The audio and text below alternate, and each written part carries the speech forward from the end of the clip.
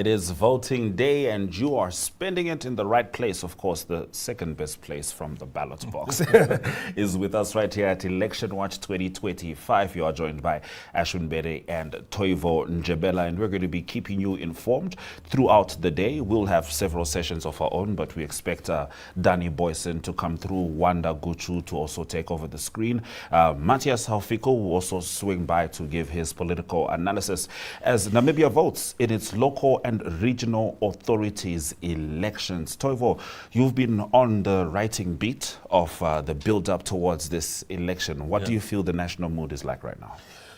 Yeah, I think I hope to be wrong. I don't sense proper enthusiasm right from the beginning of the campaign period, and I mean, traditionally, for some reason, this election doesn't attract as huge numbers as the one that we did last year, the general election last year. The numbers in 2020, when we last held this election, the turnout was less than 40%, which is a bit disappointing because this is a service delivery election. Yes. This is an election. It's not about green hydrogen or oil and gas or whatever. It's about water in your house, electricity in your room, potholes in your street. So these are the immediate layer of leaders that preside over your affairs. And the fact that people sometimes don't seem to realize how important this election is a bit disappointing. But let's not be pessimistic. Maybe this time around we'll do much better in terms of the turnout and whatnot. Yes, indeed. I mean, we're looking at close to 1.5 million registered voters, which, you know, comme ci, comme ça, with regards to what we expect to come out from that. But as you said, these are elections about service delivery. Now, one of the questions that I was encountering when talking about this upcoming election, when it was upcoming today, it's underway. Polls have opened from 7 a.m., by the way, and they'll close at 9 p.m. And just so you can know, you can only vote where you registered. We understand that there's a police gentleman who on social media right now discovered that he might need to make a trip to Mariento.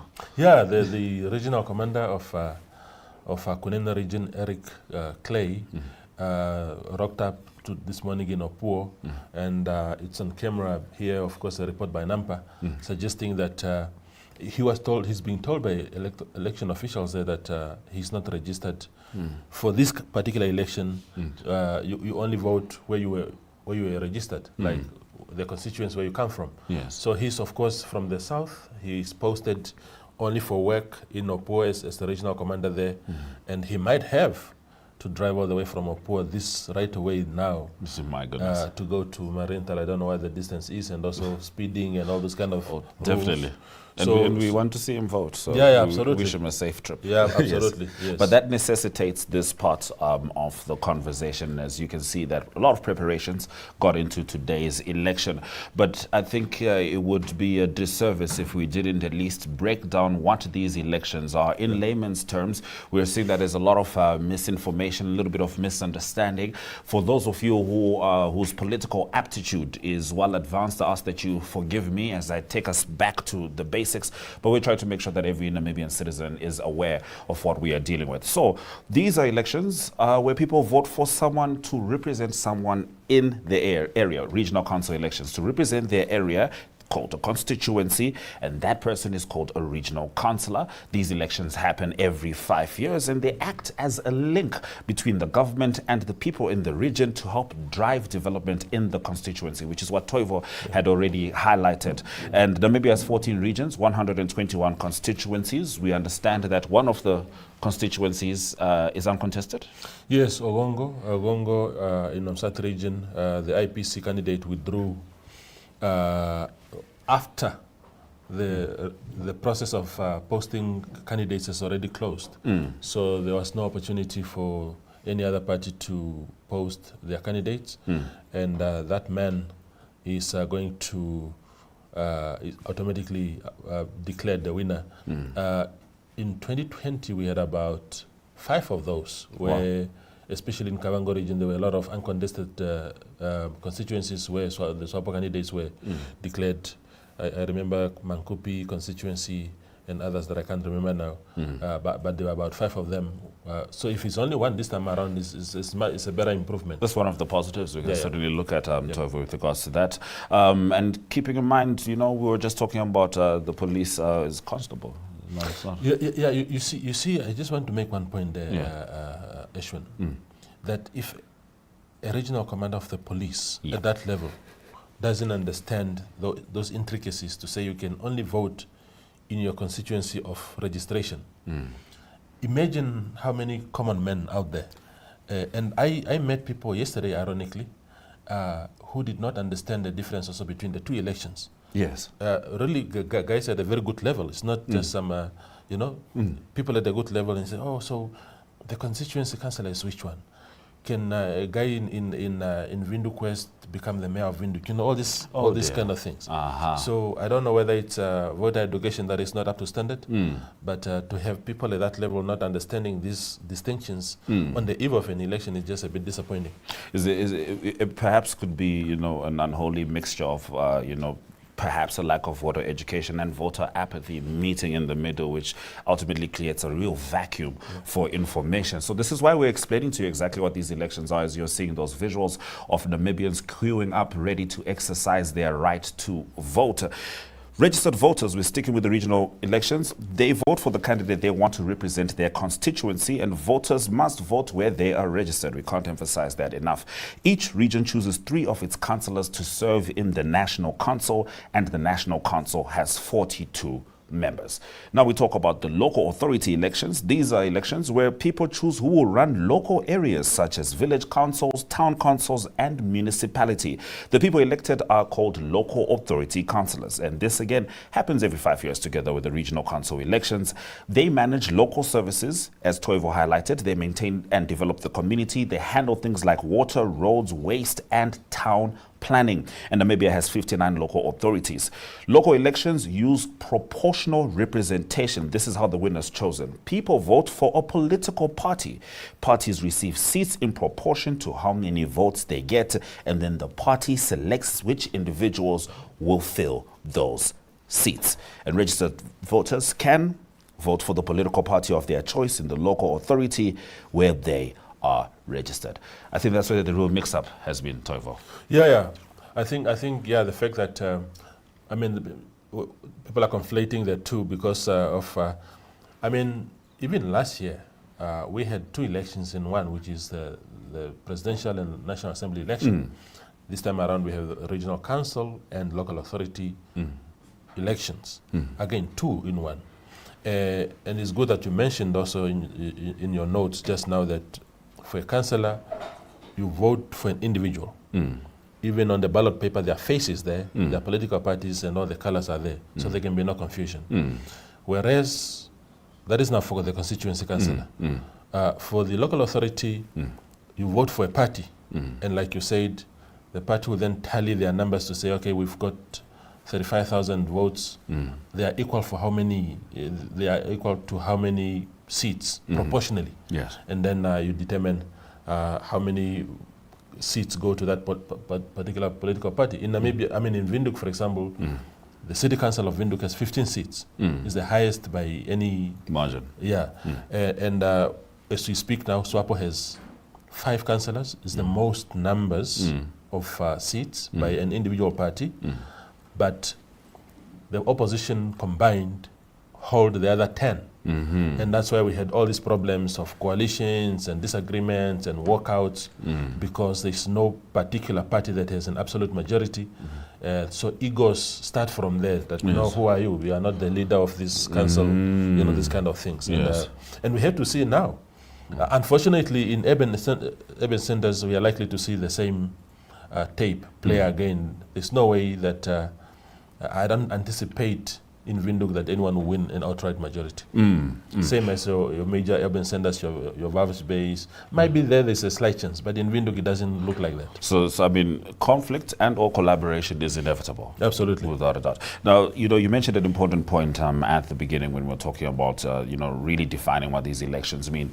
You said this is not about oil. Let's put it this way, quote unquote. It's not about the big things, but it's about what we day to day consider big things. We're talking about water, roads, waste, and town planning. Usually when people are actually complaining about a political situation, these are the issues they're talking about. Very rarely are they saying, I don't like your approach to green hydrogen. Of course, at a certain level, that becomes a very relevant conversation, and we understand these are the conversations driving the nation itself. But the importance of these elections cannot be understated, because whenever people have issues with service delivery, it starts on 26 November. Absolutely. I mean, look, when you are voting for a president of the country, like we did in November last year, even National Assembly, but the president in particular, is really to deal with high-level things. You are thinking about the safety of your country.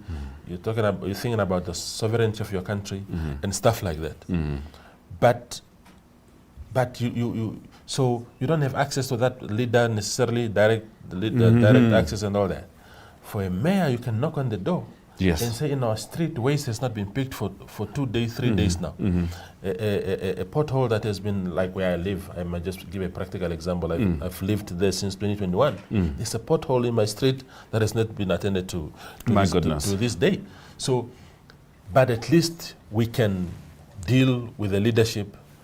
We can summon the leadership. We can ask them questions. We can press them and demand accountability, because those are people that walk among us every day, and therefore we have direct access to that immediate layer above our heads. Yeah, and that's really the key word with this, Toivo.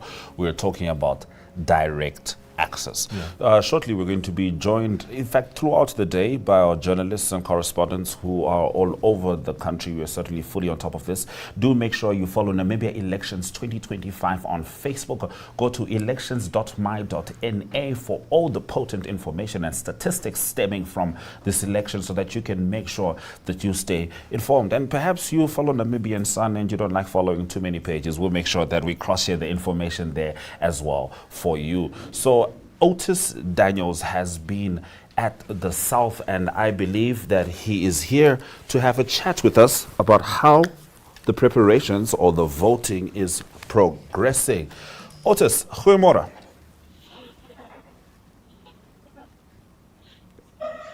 Good morning, Otis.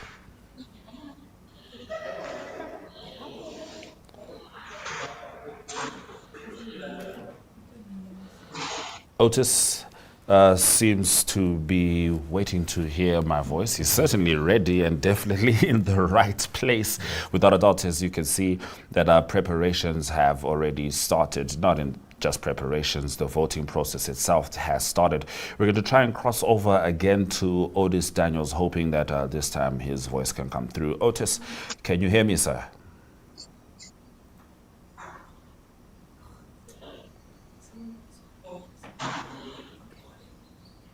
All right, so we're going to try and reach Otis offline. For now, we're going to take a very quick break before we return with Election Watch 2025 as Namibia decides.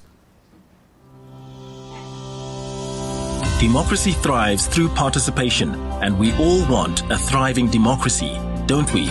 Let's all contribute to a thriving democracy by being active participants and voting in the upcoming regional council and local authority elections on 26 November 2025. Let's play our part.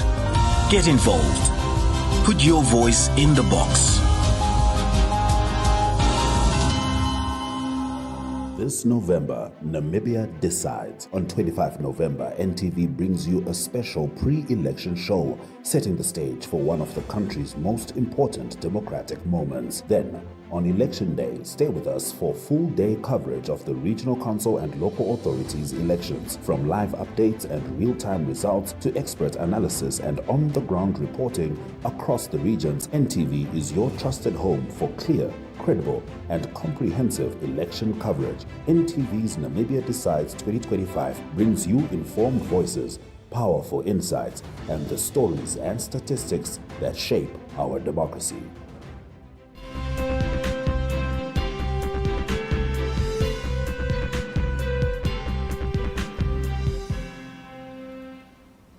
This is Election Watch 2025, making sure you stay informed as Namibia decides on their local and regional authority councillors. Now we cross over to Otis Daniels, who is at the South. I understand that he is still preparing to link with us. We are going to cross over to him. We understand the South has been a bit of a bedrock of a little bit of controversy leading to this election, Toivo.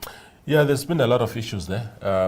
I think the key one was that the LPM, which is sort of the dominant party going into this election, had difficulties in registering to participate in about 5 to 7 local authorities, and that is just a huge number.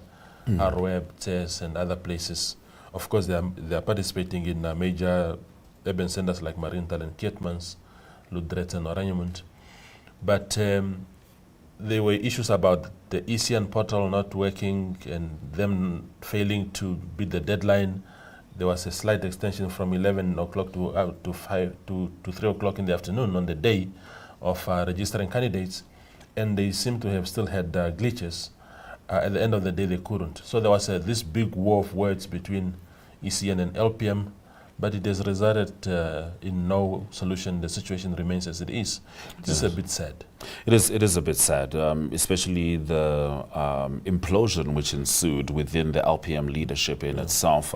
It seems like there's a lot that they need to figure out within their political party. Of course, there are several political parties contesting, and each of them will have their own hurdles to climb, without a doubt, from SWAPO all the way to the smaller political parties. We're going to try once more to cross over to Mr. Otis Daniels. Otis, can you hear me, sir?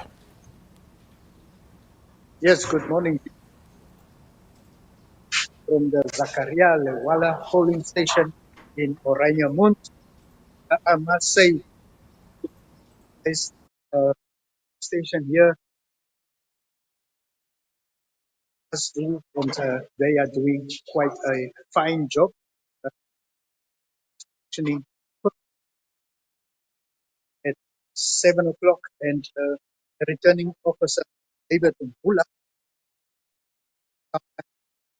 100 people station person to vote did so at 7 o'clock, and the process took about 5 to 6 minutes. Everything running smooth.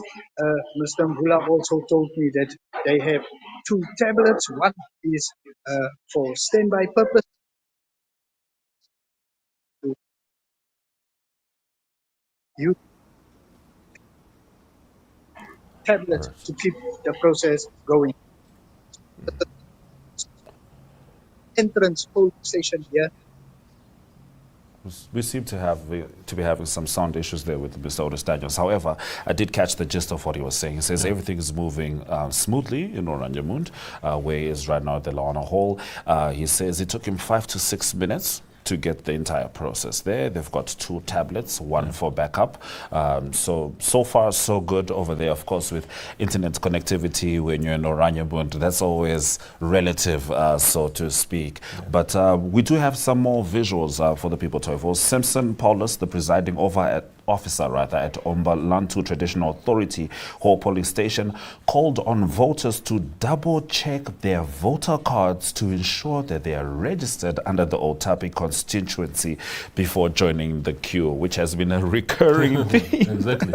We are going to see a lot of people being turned away in that sense today, because I think the confusion is that in the presidential and National Assembly election, Namibia is one constituency in that sense. You could be anywhere in this country and you are allowed to vote. And that distinction is key, that this time around, however, you have to vote within your local authority area, you have to vote within your constituency. Constituency is actually particularly important because you are likely to be in your town today, you are likely to be in Swakop, so you can vote. But unfortunately, if you are not in the Swakopmund constituency, you are in Walvis Bay rural instead of urban, you can't vote in urban. People must make that distinction, because you don't want to join long queues and then after spending 4 hours in that queue, you are told, no, you can't vote in this. That would be just heartbreaking. Absolutely, and certainly wouldn't do our exercise of democracy any service. Let's see these words from Simpson Paulus from Ombalantu Traditional Authority Hall.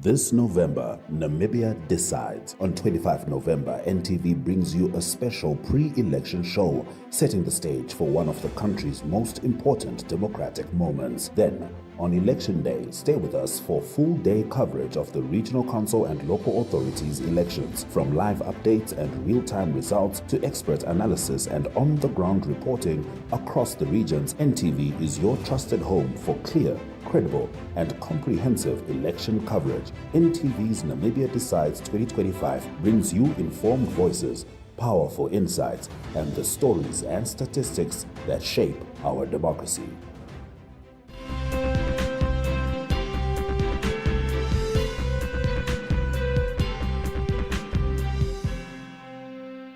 Namibia Decides on 25 November. Okay. NTV brings My you a name is special Simpson Paulus, pre-election show, presiding setting the officer stage in for one of Msati the region, country's Utapi most Community important Hall. democratic That's team 1. moments. Then, Actually, on we Election came Day, here around stay 5 with in us the for morning, full-day coverage start of the setting up, Regional Council and by Local 7 o'clock we Authorities were ready. elections. From We live started updates off and with real-time the results to voters expert casting their analysis votes, and on-the-ground whereby we started reporting with the governor across the region. from Msati NTV region. is your Everything trusted is home going for well. As clear, you can see behind me, the turn-up is very, very good.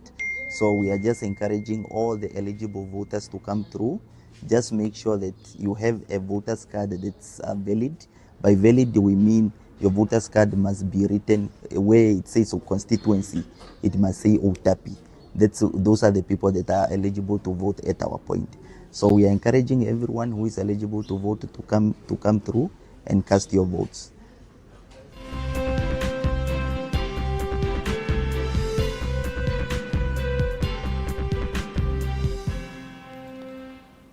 So that was Simpson Paulus, who's at the Ombalantu Traditional Authority Hall. He's the presiding officer there, reminding people, vote where you registered.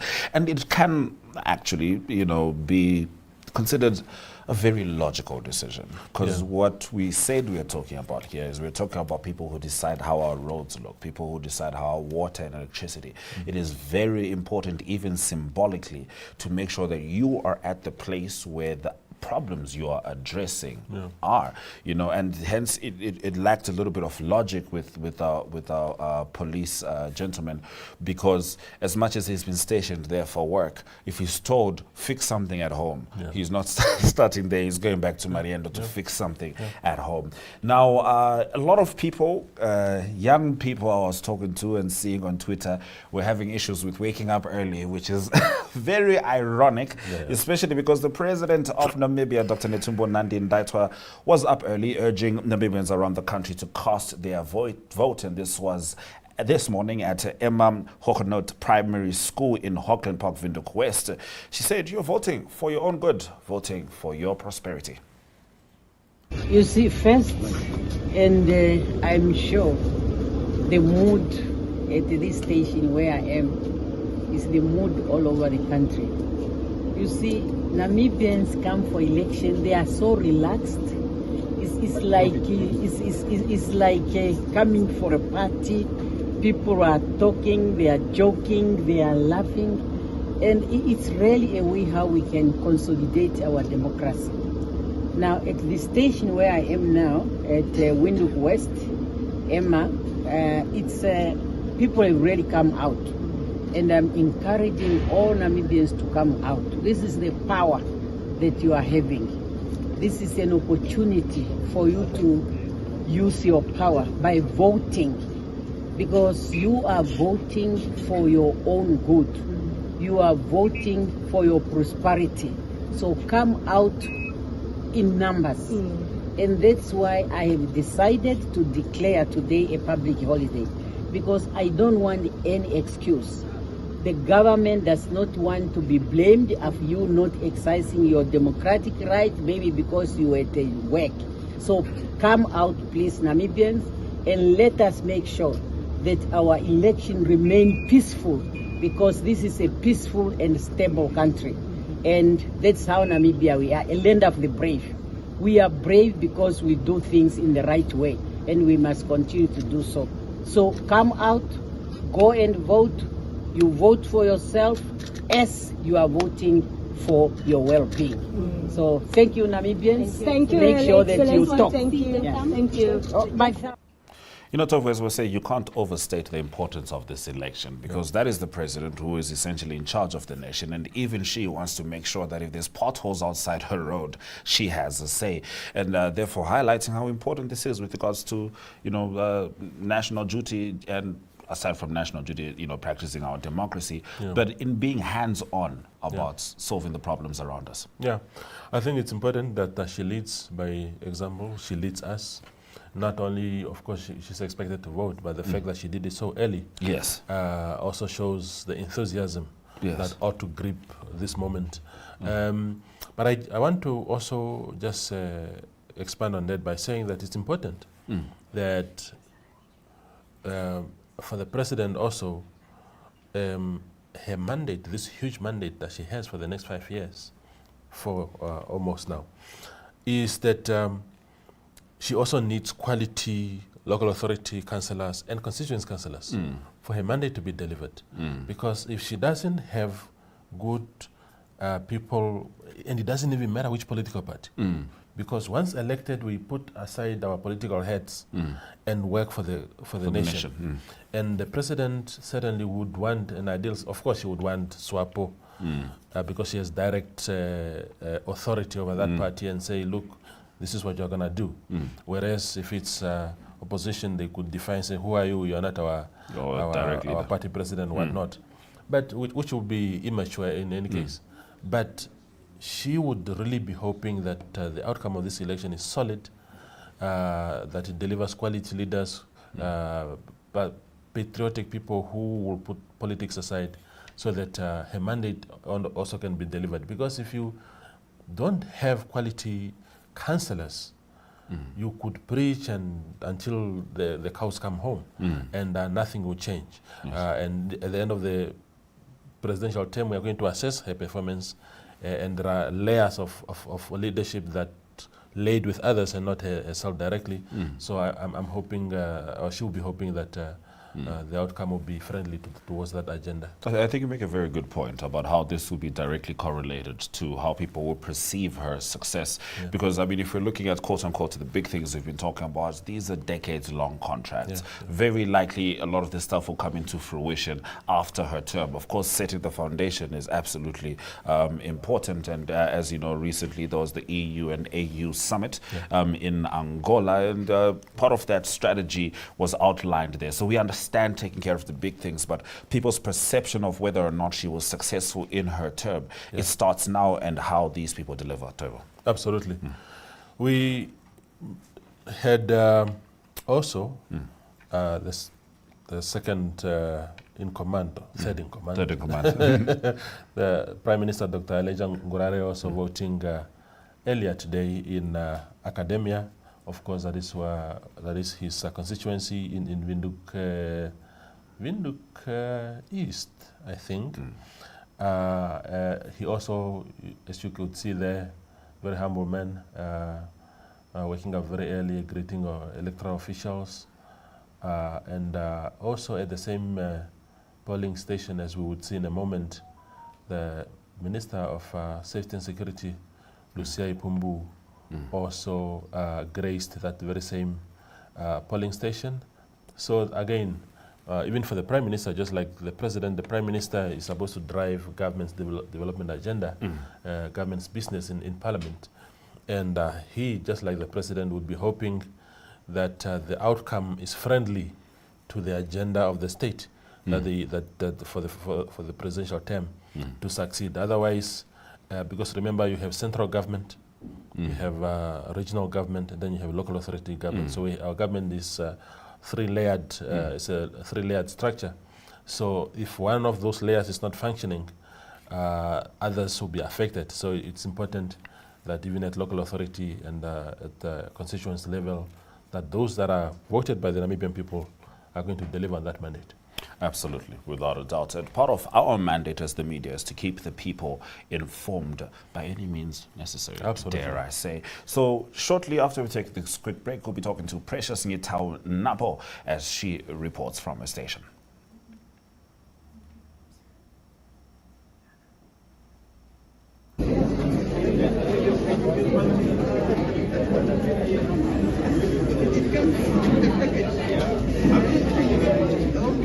And then also the preferred party for the local authority.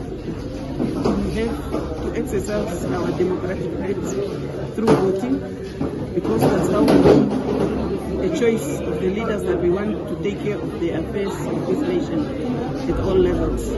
So today's elections are the regional councils and local authorities, which will determine the leaders for the next 5 years, the ones that are going to take charge of the affairs of the Municipal Council of Windhoek and also our constituency, Windhoek West, where we reside. And I want to encourage and make a call out there to those that are still at home, that they must come. The process is smooth. It took me less than 5 minutes to complete, and here I am ready, going back home. So others who are still making their ways, let them come, because each vote counts. And they must make their voice being heard through the process of voting, which is a mechanism that we use to ensure service delivery. Yes, however, you had highlighted that the Minister of Safety and Security, Lucia Ipumbu, also cast her vote at Academia Secondary School, following closely the Prime Minister. And Precious Ngitao Napo is in Osho-Njupa. She's going to be joining us shortly. But prior to that, one of Namibia's more colorful characters politically, Sophia Shaningwa, Secretary General of the SWAPO Party, cast her vote also at Emma Hohenholt Primary School in Hockland Park, Windhoek West, and she was urging Namibians to vote irrespective of their political parties. That all of us are called to exercise our democratic right as per our constitution. We really need to go out there, cast our votes, all of us as Namibians, irrespective of from which political party you came from. You as a voter who already is 18 years and above, and you are a potential voter carrying your voter's card, you must go out. It is your constitutional responsibility to go out and vote. I have just casted my vote here at Emma Hohenholt North, Windhoek West. The process is very smooth. The officials are very kind. It is a question of 3-4 minutes and you are done. I was here since 5 o'clock and I'm encouraging you all to go and vote. But I have 2 issues to tell you. When you get there, you are provided with your ballot paper. Please make sure the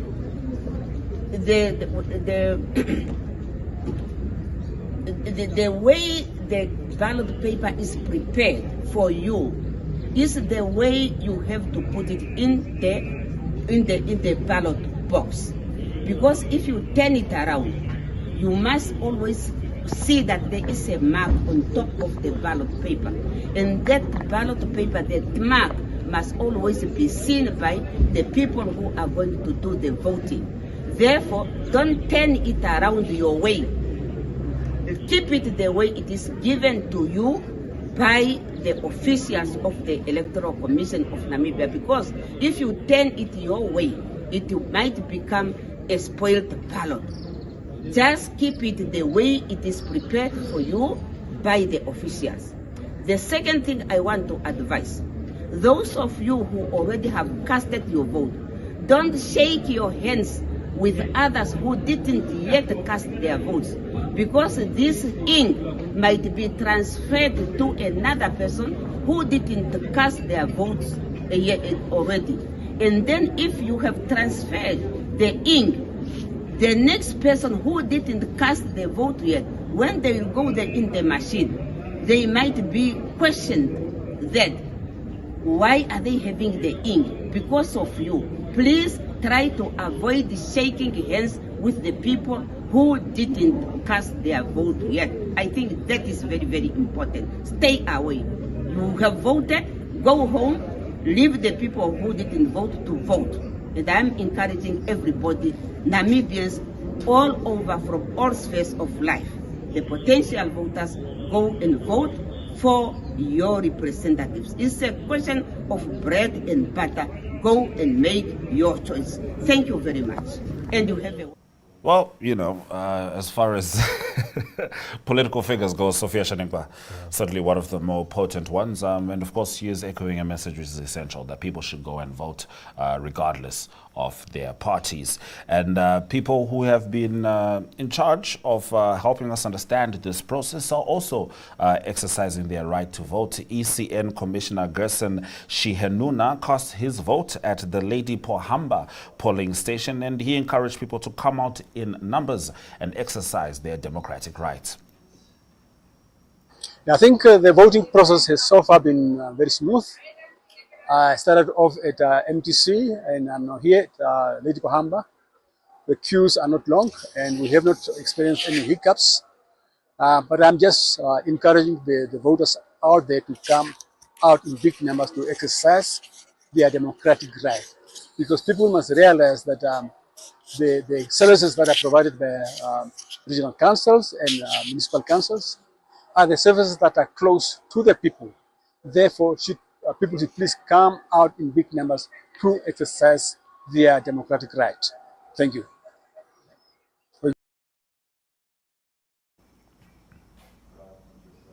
All right, so news from the ECN commissioners themselves, go out and vote. Yeah, I think ECN in particular must really make sure that this time around they deliver.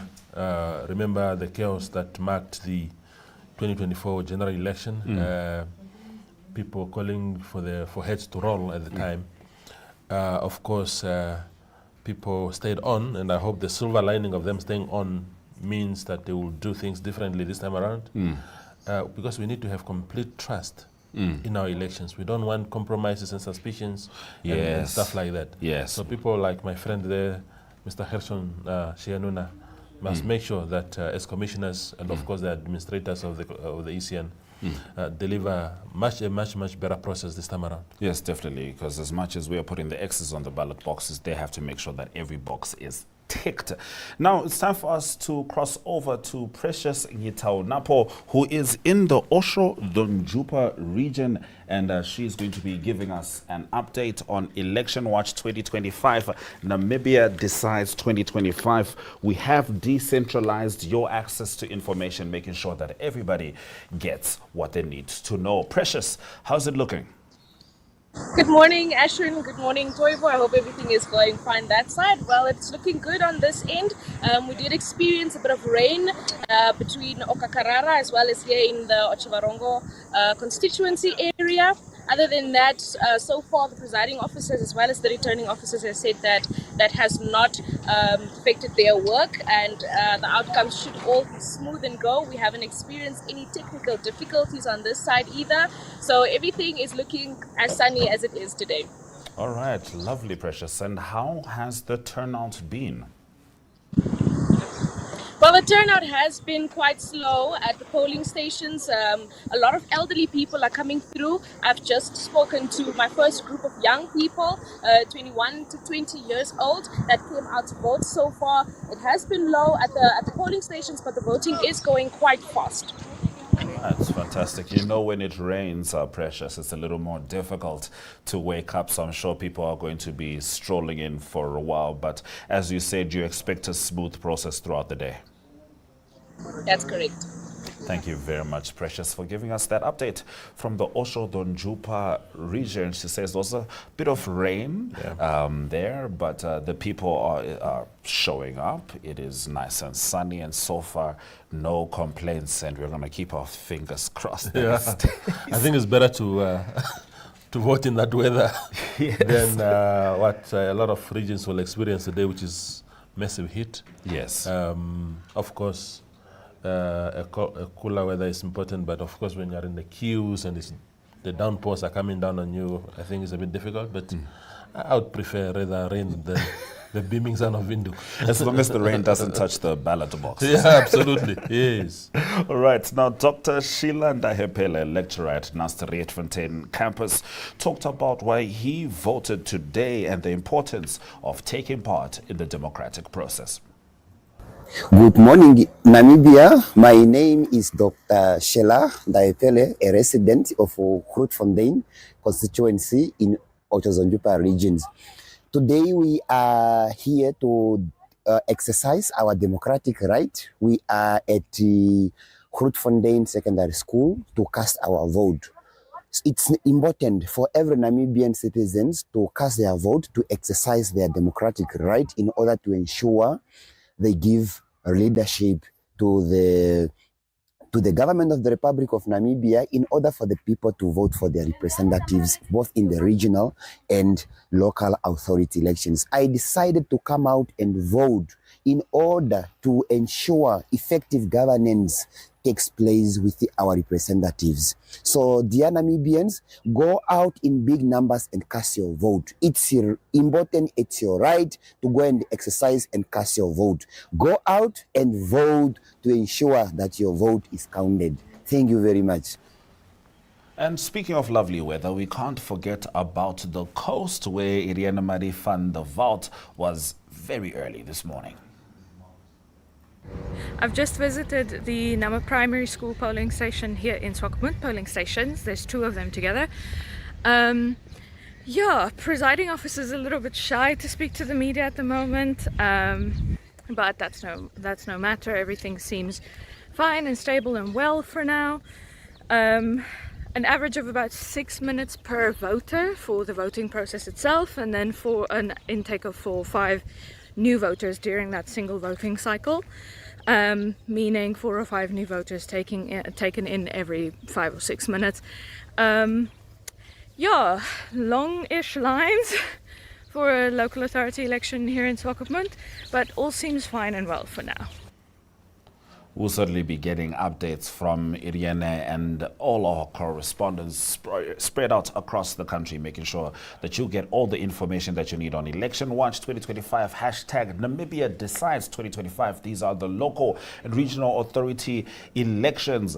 The best way to put it about to understand these elections is this time you're very directly voting for bread and butter issues.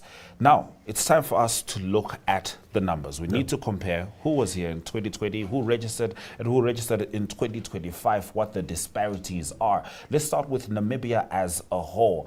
Now, if you're looking in Namibia as a whole, Toivo Karas in 2020 had 56,352 registered voters. Yeah. This year, we're looking at 61,039, 14.9%. I mean, you look at the political parties which consider that's their stronghold. They're going to be happy to see more numbers there, Toivo. Yeah, absolutely. I mean, when you see more numbers, it shows essentially that a lot of people are pumped up to come and vote. So if the numbers are not as big as they were, that already tells you that the enthusiasm is perhaps not the same. Yes. But the good thing with this election, with elections generally, is that they are proportional. So even if it's only 10,000 out of 100,000 people that vote, the outcome will be the same. You can still distribute your seats properly according to those that voted. Although ideally, you really want the proper picture of what people feel, because if the numbers are not good, why are people not showing up? What is discouraging them? Why are they unmotivated to participate? And that can bring conversations also around why they wouldn't want to show up here. Without a doubt, very important at the bottom of this page, courtesy of Network Data Hub, is that the total registered voters were 1,358,156. However, the votes were 519,239, which means it was a 38.2% turnout that was in 2024. Toivo, do you feel like 2025 could improve on that number? Because that's the one that matters. It's not about who registers, it's about who shows up. Yeah. Then we can only really hope and pray that that we can do better. 38% is just unbelievable. It's just unbelievable. It's not even half of the population. It's really, really low. People are despondent about what exactly. I met some people this week who were saying, oh, no, for me, the councillors can wait, I can't. I don't understand the attitude where it comes from, especially against the backdrop of what I just said earlier, that really these are people who preside over your affairs every day. They are not there to provide jobs. They are not there to provide ideologies. This, every morning when we wake up, if your bin has not been picked up by that truck, somebody ought to account for that. Absolutely. You ought to vote for people who really are involved in your daily lives every day. And if you don't understand that basic logic, then I think really Namibians ought to look themselves hard in the mirror. To look within. And it's difficult in general, not just Namibia, we look at several democracies, for it not to devolve into a popularity contest. Yet this is one of those elections where popularity contest is the last thing you want, unless that popularity is based on service delivery. Because like we said, we're talking about bread and butter issues, we're talking about roads, we're talking about water. You spoke about that pothole in your road. I'm sure you'll be considering that when you vote. But really, this is what we are talking about, things which are accessible to people. And we just mentioned that it's not about ideologies. No one here is going to sell you Marxism. No one is going to sell you far-right theory. If they do, it means nothing, because these are the practical issues. They're not trying to stir up your spirit. They're trying to secure. They're not trying to, but their job is to make sure that they secure your well-being in a more direct way of looking at it. Toivo, let's have a look at one or two other regions and how they're fared with regards to the registration of votes. So 2020, 2025, Ohangwena now. As a whole, Ohangwena, I noticed that about 11.5% decline, which is worth really talking about. 11.5%. Toivo, we're talking about just over 2,000 folks who are just, I don't know, is it voter apathy? Yeah, no, it is that exactly. And again, we must interrogate the low turnout. I think personally that when people look around, I mean, one of the things that influence this kind of outcomes or the turnout that is very, very low, I think it's really, people look around and say, in the past 5 years, when I stood in that heat for 5 hours, what was it worth it? What actually really changed in my area? Because there ought to be some sort of radical shift, some paradigm shift in your livelihood in terms of service delivery. If the power cuts continued unabated during those 5 years after you voted, if water continues to be an issue, if roads are just really not in a condition that protect your vehicle, why must I again go and break my neck for these guys? Because then councillors become looking like they're just in for the salary, because they're well paid, actually. So here's this, and I have no doubts that Mr. Sankwasa will investigate that part of it, of things. But this is the point that we're making, because part of what we are saying here is that ECN has a responsibility to inform. Let's assume, and we've been a part of their information circle, I believe that the ECN has done its best to inform Namibians with regards to this election. But there is a bit of a lack from the candidates themselves with regards to campaigning. Because if we're talking about an election election that involves this many people, the amount of buzz there's supposed to be, the amount of competition there's supposed to be, Toivo, is there a sense of complacency or taking for granted the democratic process that what you're saying right now may be true, that it's just about the salary? Yeah, no, because if you look at the campaigns, for me, they were really flat. They were, partisan campaigns, about singing and dancing and sloganeering, which is really, really an outdated approach to politics, especially in an election like this. There hasn't been clear pronouncements. It's just the usual broad statements, we will serve you, we'll do this, we'll do that. Why don't you tell me that these are the timelines. As far as we, party A or B, are concerned, once you give us that mandate, within the first 2 years of our tenure, we would have delivered this. By 4 years, we would have delivered this. Something tangible, something that we can track and say, but how far are you with that kind of stuff? But now people just talk about politics and who brought independence and which opposition is now doing better in these things. And there's no proper accountability. And look, as Africans, we ought to be very wary when we look for any kind of global inspiration. But allow me to bring Zoran Mamdani to the table, only because he was born in Uganda. So I'll allow that as an African idea. Anytime I ran across any one of these guys' speeches, he was talking about rent. Yes.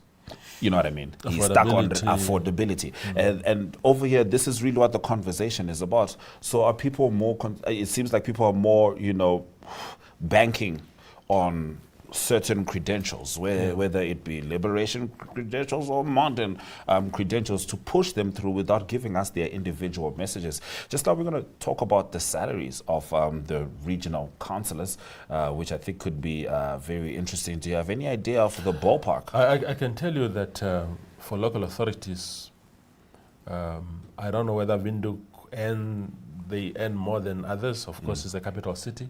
But in Windhoek, a councillor earns between 25 to 30,000. I just posted it yesterday on X. We earn 25 to 30,000 a month. And remember, this is a part-time job. So if you are a school teacher somewhere and you are a councillor, you can do both. You have your full salary and then you have this one. A mayor is in the region of just below 40,000 a month. I mean, not below, it's actually 40,000 a month.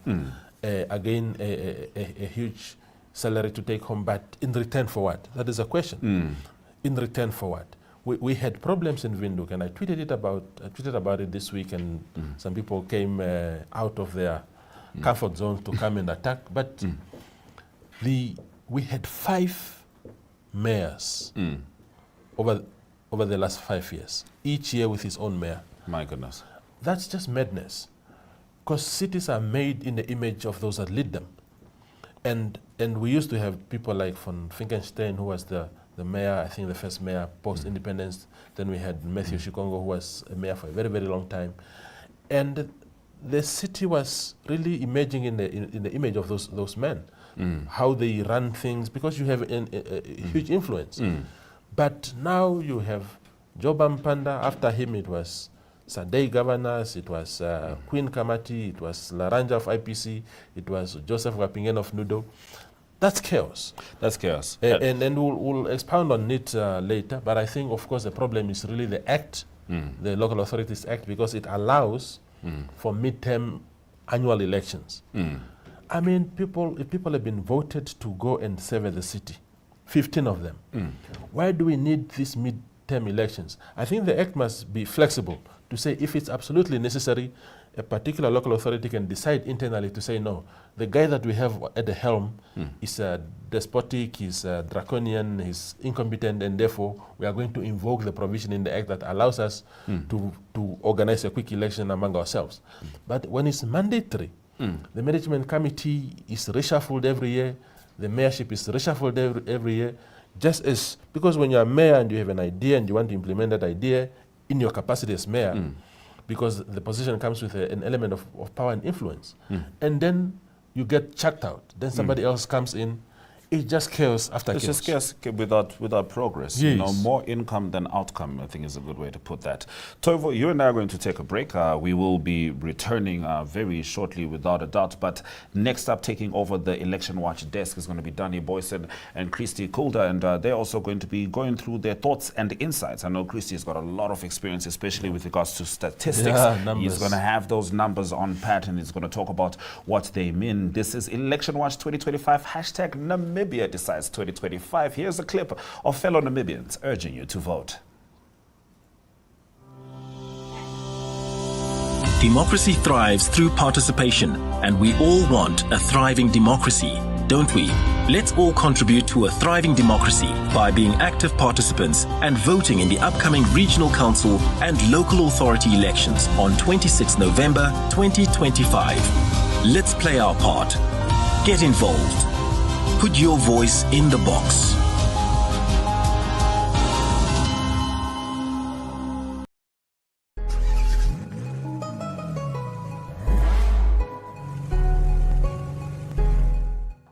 Are you curious as to what is driving the cars world? Well, we are bringing you into the world of cars. Tech, trends, road trips, and the stories behind the wheels. It's fun, it's fast, and it's full of surprises. This is your ultimate cars companion. You can catch My.NA Cars every Thursday at 9 p.m. with me, your favorite passenger princess, Diana Master, because it's not just about the ride, it's about the journey.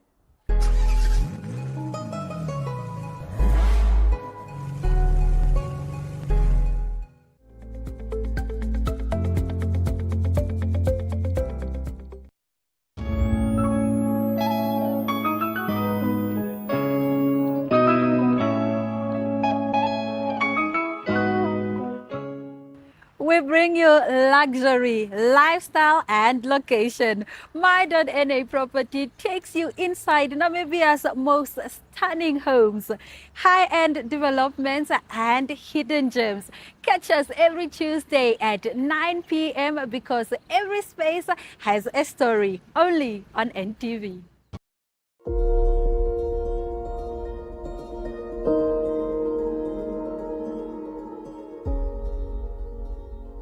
Do you like traveling? Do you like to experience new places? Well, then you should tune into On the Rock, where we explore enjoy establishments all over Namibia and South Africa. Great food, great fun, and so much more. So be sure to mark your calendar as we explore the beautiful landscapes of Namibia at the various enjoy establishments. And where we also get to go on game drives, different activities, and meet the awesome staff of the different establishments. We will see you there.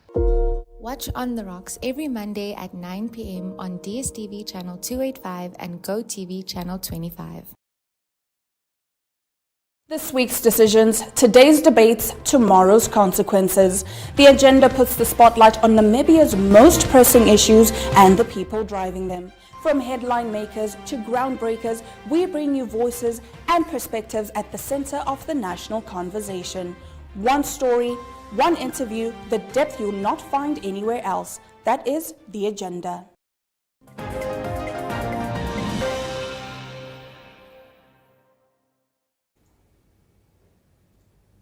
When the sun sets, the news begins.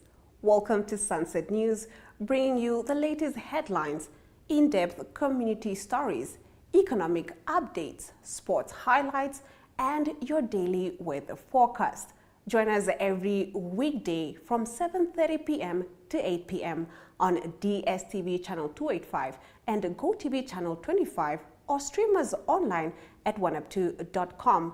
Join us on Facebook at Sunset News to stay updated.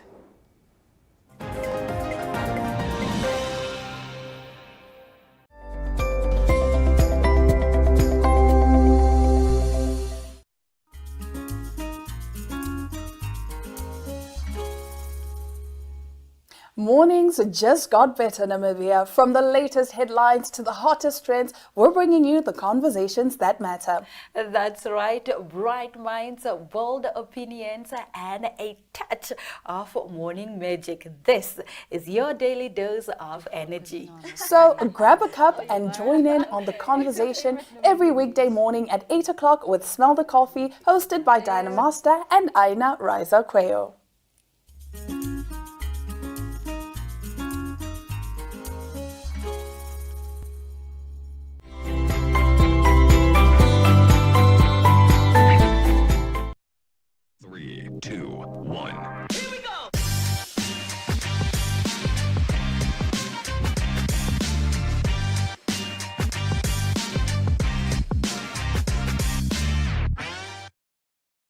Hi, welcome to We Talk, your weekly hub for inspiring stories and community highlights.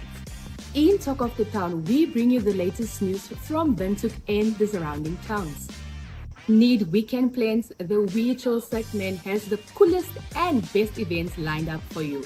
For all the foodies, We Dine explores the hottest dining spots, and for We Do Business, we celebrate the inspiring entrepreneurs. Finally, We Care celebrates the heroes making a difference in their communities. So don't forget to catch We Talk every Thursday at 1:30 p.m. on DSTV channel 285 and GoTV channel 25.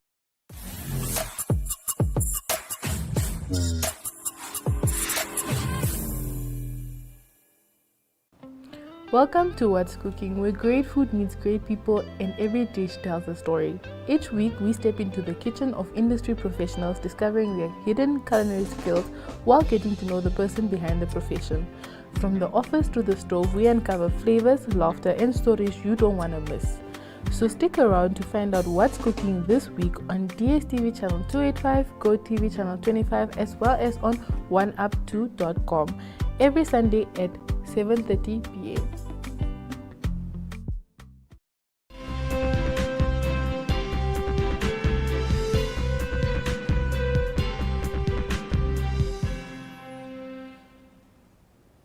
Dis tyd om verkiesings te gesels in Afrikaans. By my is Christie Keelder van Sirius Survey Warehouse. Welkom.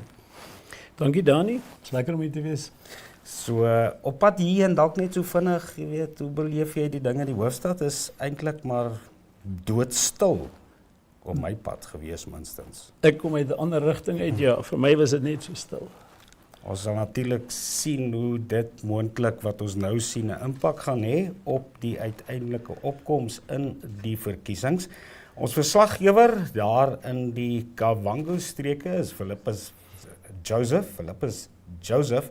Hy is aanlyn. Ons gaan gou met hom gesels en hoor wat hy te sê het. What is the latest, Philip?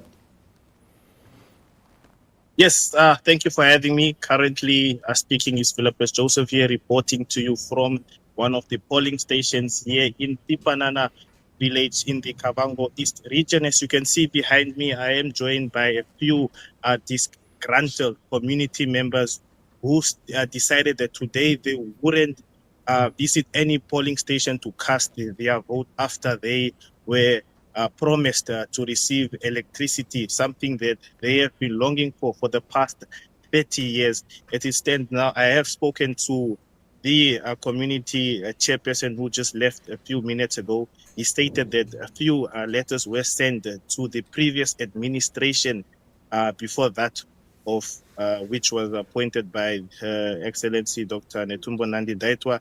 They've also sent a few letters to the current governor now, as well as to the outgoing Mupek councillor, who it seems to me, they told me that this request has fallen on deaf ears. But as it stands in the other areas of Mupek constituency, it seems that a number of people have turned out for both the local authorities as well as the regional authorities council for this year's elections.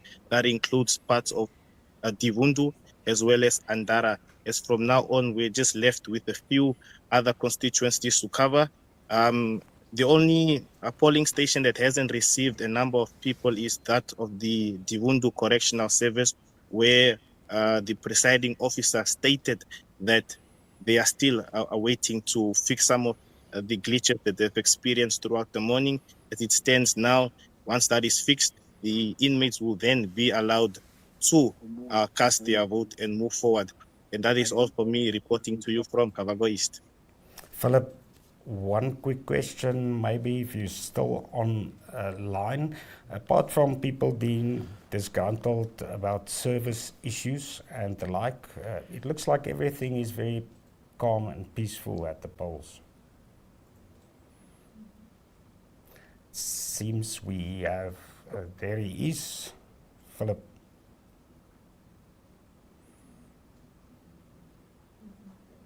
It seems we lost the contact there. Christie, ja, dienskwessies nee, gaan is maar altyd belangrik op die laer vlak owerhede se verkiesings. Ja, ek dink dis presies waaroor hierdie verkiesings gaan op hierdie vlakke van regering. Met desentralisasie wentel ons die verantwoordelikheid vir dienslewering af na hierdie subnasionale eenhede toe, of dit nou munisipale rade of dorpsrade is en of dit nou streeksrade is, want die sentrale staat kan nie oral uitkom. Hierdie is demokrasie die naaste aan mense. So mense sou verwag dat die aangeleenthede wat mense se daaglikse lewens raak, die belangrikste aangeleenthede moet wees vir 'n verkiesing soos hierdie. Mens kyk altyd maar na die verlede om te bepaal wat in die toekoms gaan gebeur, of dan nou in die hede. Vandag is verkiesingsdag. Verlede jaar het SWAPO basies sy swakste vertoning nog ooit gehad in 'n nasionale verkiesing. 12 setels verloor in die nasionale vergadering 2020, dis 5 jaar gelede. Ook glad nie goed gegaan in terme van streekraad setels en plaaslike owerheid setels nie. 21 streekraad setels wat in die slag gebly het en ek dink 89 plaaslike owerheidssetels wat SWAPO verloor het. Ja, en ek dink dis presies waarheen 'n mens moet gaan as jy gaan kyk na jou langtermynanalises van die verskywings in die politieke landskap. Ons het reeds gesien in 2020, nou in 2019 byvoorbeeld het die IPC deelgeneem as 'n onafhanklike kandidaat vir die presidensiële verkiesings. Daar was nie 'n party nie. 2020 was die eerste keer wat hulle as 'n party deelgeneem het. AR het ook vir die eerste keer deelgeneem en ook LPM. So in daardie opsig was in 2020 daar al reeds baie sterk aanduidings dat daar 'n massiewe verskywing in die politieke landskap plaasvind, veral in sekere streke of areas. So ons sien byvoorbeeld die IPC het goed gedoen by ons kus, ons hawe dorpe, Loederitz, Walvisbaai, Swakopmund en dan die Windhoek. LPM het soort van half die syde gekonsolideer en so aan. So en daardie tendense het net sterker uitgekom in 2024. So een van die dinge wat 'n mens nou kan doen is sê okay, goed, hoe monitor ons of daardie verskywings wat plaasgevind het gaan aangaan om plaas te vind, of is dit soort van een van hierdie situasies waar die regerende party dinge kan omdraai. Ek dink hulle het dit baie duidelik gemaak dat daar sekere kiesafdelings en streke en dorpe is wat hulle baie ernstig hulle hulpbronne gaan ingooi om weer terug te kry. Die politiek is maar een ding waar mens soos dalk met alles nooit op jou lauwere kan rus nie. So dink ja, SWAPO het gekom of is besig met 'n ewige aanslag. Dink jy dit gaan vrugte afwerp? Sien jy dat die oppositiepartye ewe aktief was vir al die afgelope maand? Ek dink nie ons gaan groot verskywings sien nie. Ek dink die vlak waartoe Namibiese kiesers ontevrede is met die partylandskap is te ver gevorder. So ek stel belang om te kyk of onafhanklike kandidaate en nie partypolitieke organisasies, jy het jou belastingbetalers verenigings of jou of daardie soort van kandidaate gaan 'n verskil maak. Dis natuurlik onwaarskynlik, want hulle het al 'n bietjie beter gedoen in 2020 as voorheen. Maar dit sou een ding wees dat mense moeg is vir die bepaalde politieke landskap op plaaslike vlak. So ja, ek dink nie ons gaan groot verskywings sien nie. Ek dink inteendeel die uitstaande kenmerk gaan dalk wees die lae stempersentasie.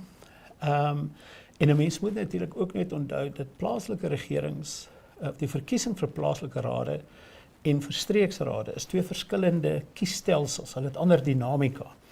In streeksverkiesings is daar die sogenaamde first past the post, as 'n mens nou pereresies analogie kan gebruik. Jy het net een stem meer nodig as jou tweede kandidaat. Wat beteken jy kan met 'n minderheid van stemme 'n meerderheid van die setels kry. En in plaaslike verkiesings is dit die lysstelsel, so jy moet 'n bepaalde lys optrek van kandidaate wat mense dan as 'n geheel voor moet stem. En ek dink dit gee die twee tipes verkiesings 'n bietjie van 'n ander dinamika wanneer dit kom by die bepaling van die uitslag, met ander woorde die toekenning van setels in streeks en plaaslike rade. Ons sien gewoonlik 'n bietjie 'n hoër opkoms ook in die aantal kiesers wat vir plaaslike owerhede stem as vir die streekrade. Dink jy dit stuur ook 'n boodskap dat mense voel dat streekrade miskien nie in 'n baie minder mate werklik hulle lewens beïnvloed? Kyk, ek dink 'n mens daar's 'n bietjie van 'n ander dinamika. Ons sien byvoorbeeld dat in ons meningsopnames dat landelike kiesers meer geneig is om te stem as stedelike verkiesings. En die rede daarvoor is dat ek dink die wegbeweeg of die skeiding van politieke partye wat ons so sien gebeur, die verlies aan vertroue in partye, gebeur vinniger in stedelike gebiede waar die issues op die grond baie meer kompleks is, die impak van swak dienslewering is onmiddellik, mense is baie meer blootgestel aan die ekonomie, en as dit sleg gaan met die ekonomie, gaan dit baie vinnig sleg met almal. Ons betaal, jy weet, goed soos, sê maar, transportasie na die werk toe, elke dag, soos taxifooie of brandstofpryse opgaan, dan voel ons dit. Die water, wat nie meer gereël daar is nie, daai soort van dinge. So, ek dink, ons gaan dalk sien dat daar, en dit is 'n pluspunt, 'n groot deel van Namibia se dorpe is regtig multiparty demokrasie, waar die verdeling van stemme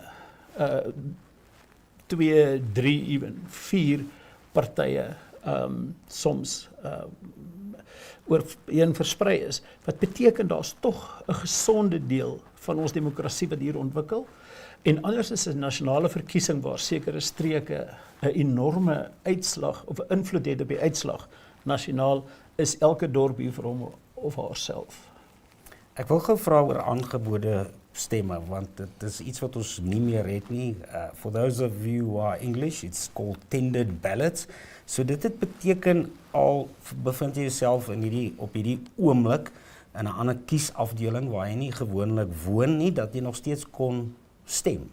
Jou stem is nou maar eintlik huis toe gery. Kom ons stel dit so van daar, en dan is hy daar bygetel. En mense natuurlik in terme van armoede byvoorbeeld, jy weet, mense se mobiliteit is redelik beperk ook. Dink jy daar's meriete daarin dat, jy weet, mense nog aangebode stemme moet kan hê, of is dit maar, jy weet, 'n ding uit die oude doos uit? Ek dink dis miskien 'n manier om die verkiesingsproses te vereenvoudig. Daar's soveel dinge wat verkeerd kan gaan wanneer jy begin stemme heen en weer stuur, dat dit dalk 'n moontlike persepsie is dat as ons dit uitsny, gaan ons 'n groot deel van die probleme rondom die uitslae, en daai wat nou, ons het nou al amper gewoond geraak daaraan, dat ons kan nie meer 'n verkiesing hê sonder 'n klomp hofsaake nie, dat dit miskien maar 'n manier is om dit te doen. Ek dink nie daar's enigsins 'n groot politieke konspirasie daar agter nie, en ek dink ook nie dit maak 'n groot verskil op die uitslag van daardie kiesafdelings nie. So ek dink as 'n mens nou begin kyk na die modernisering van die stemproses, dan is daar dalk ander maniere wat mense in die toekoms gaan toelaat om te stem vir iemand in jou streek, ongeag waar jy daai dag is, iets wat baie meer beheerbaar is, baie meer secuur is, maar ons is nog nie daar nie. Ja, mense sien in Amerika natuurlik ook steeds 'n debat oor stemme via die pos. So ja, versekerlik, dit gaan maar altyd 'n kontensieuse kwessie bly. Die span net voor ons het weer gekyk na daai aantal geregistreerde kiesers per kiesafdelings. En ek dink dit is noodwendig apatie, dalk speel dit ook 'n rol. Maar mense sien in die groter dorpe, veral jy weet 'n toename in kiesers van 20 tot 30%, 35% in vergelyking met die vorige registrasie of die vorige verkiesing. En in die platteland sien jy afnames. Ja, dis 'n moeilike vraag. Ek dink ons het baie meer inligting nodig oor daai registrasiesyfers sowel as ons stemsyfers. Byvoorbeeld, ons weet nou nog nie, want daar's geen inligting daaroor gerelease nie, dat het jong mense 2024 meer gestem. Wat is die biografiese profiel van ons kiesers? Is dit mans, vrouens?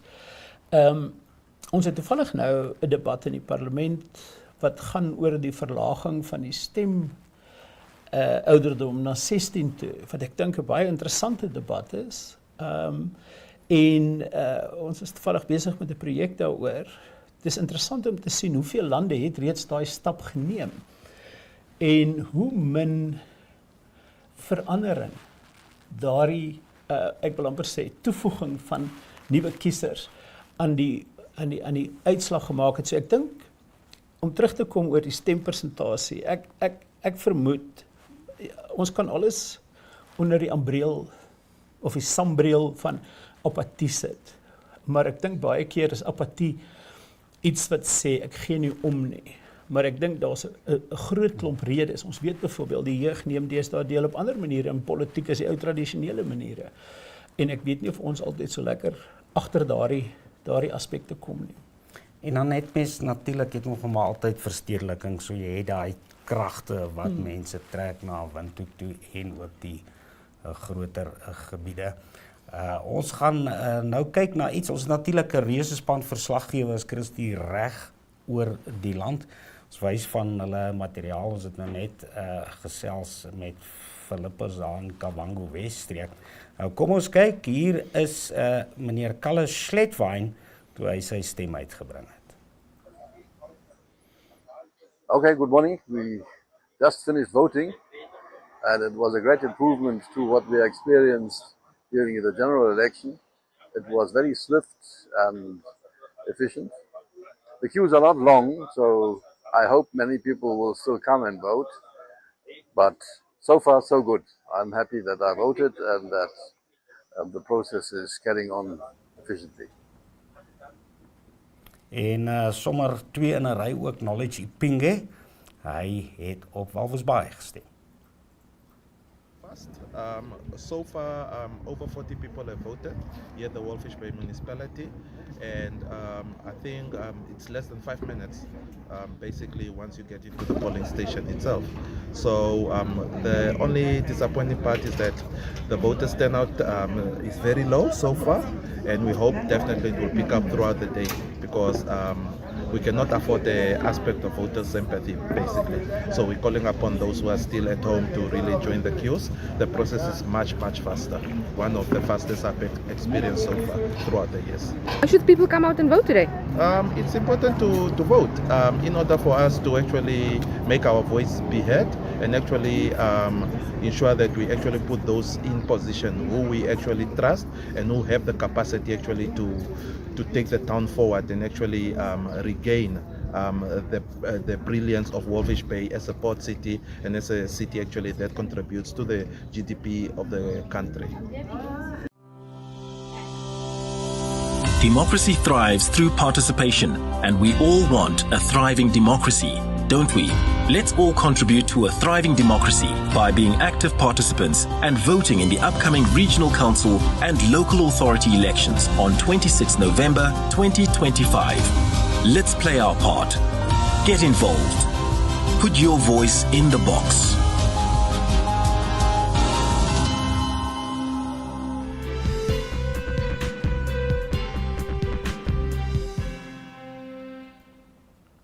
Ons het gesê dinge is stil hier in Windhoek, die Namibiese hoofstad. Daar het Walvisbaai ook kommer oor die opkoms.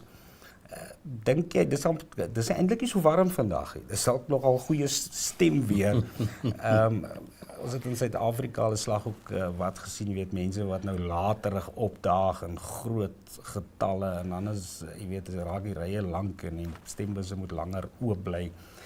Dink jy so 'n proses kan nog deur die dag verander of eindig dit maar soos dit begin?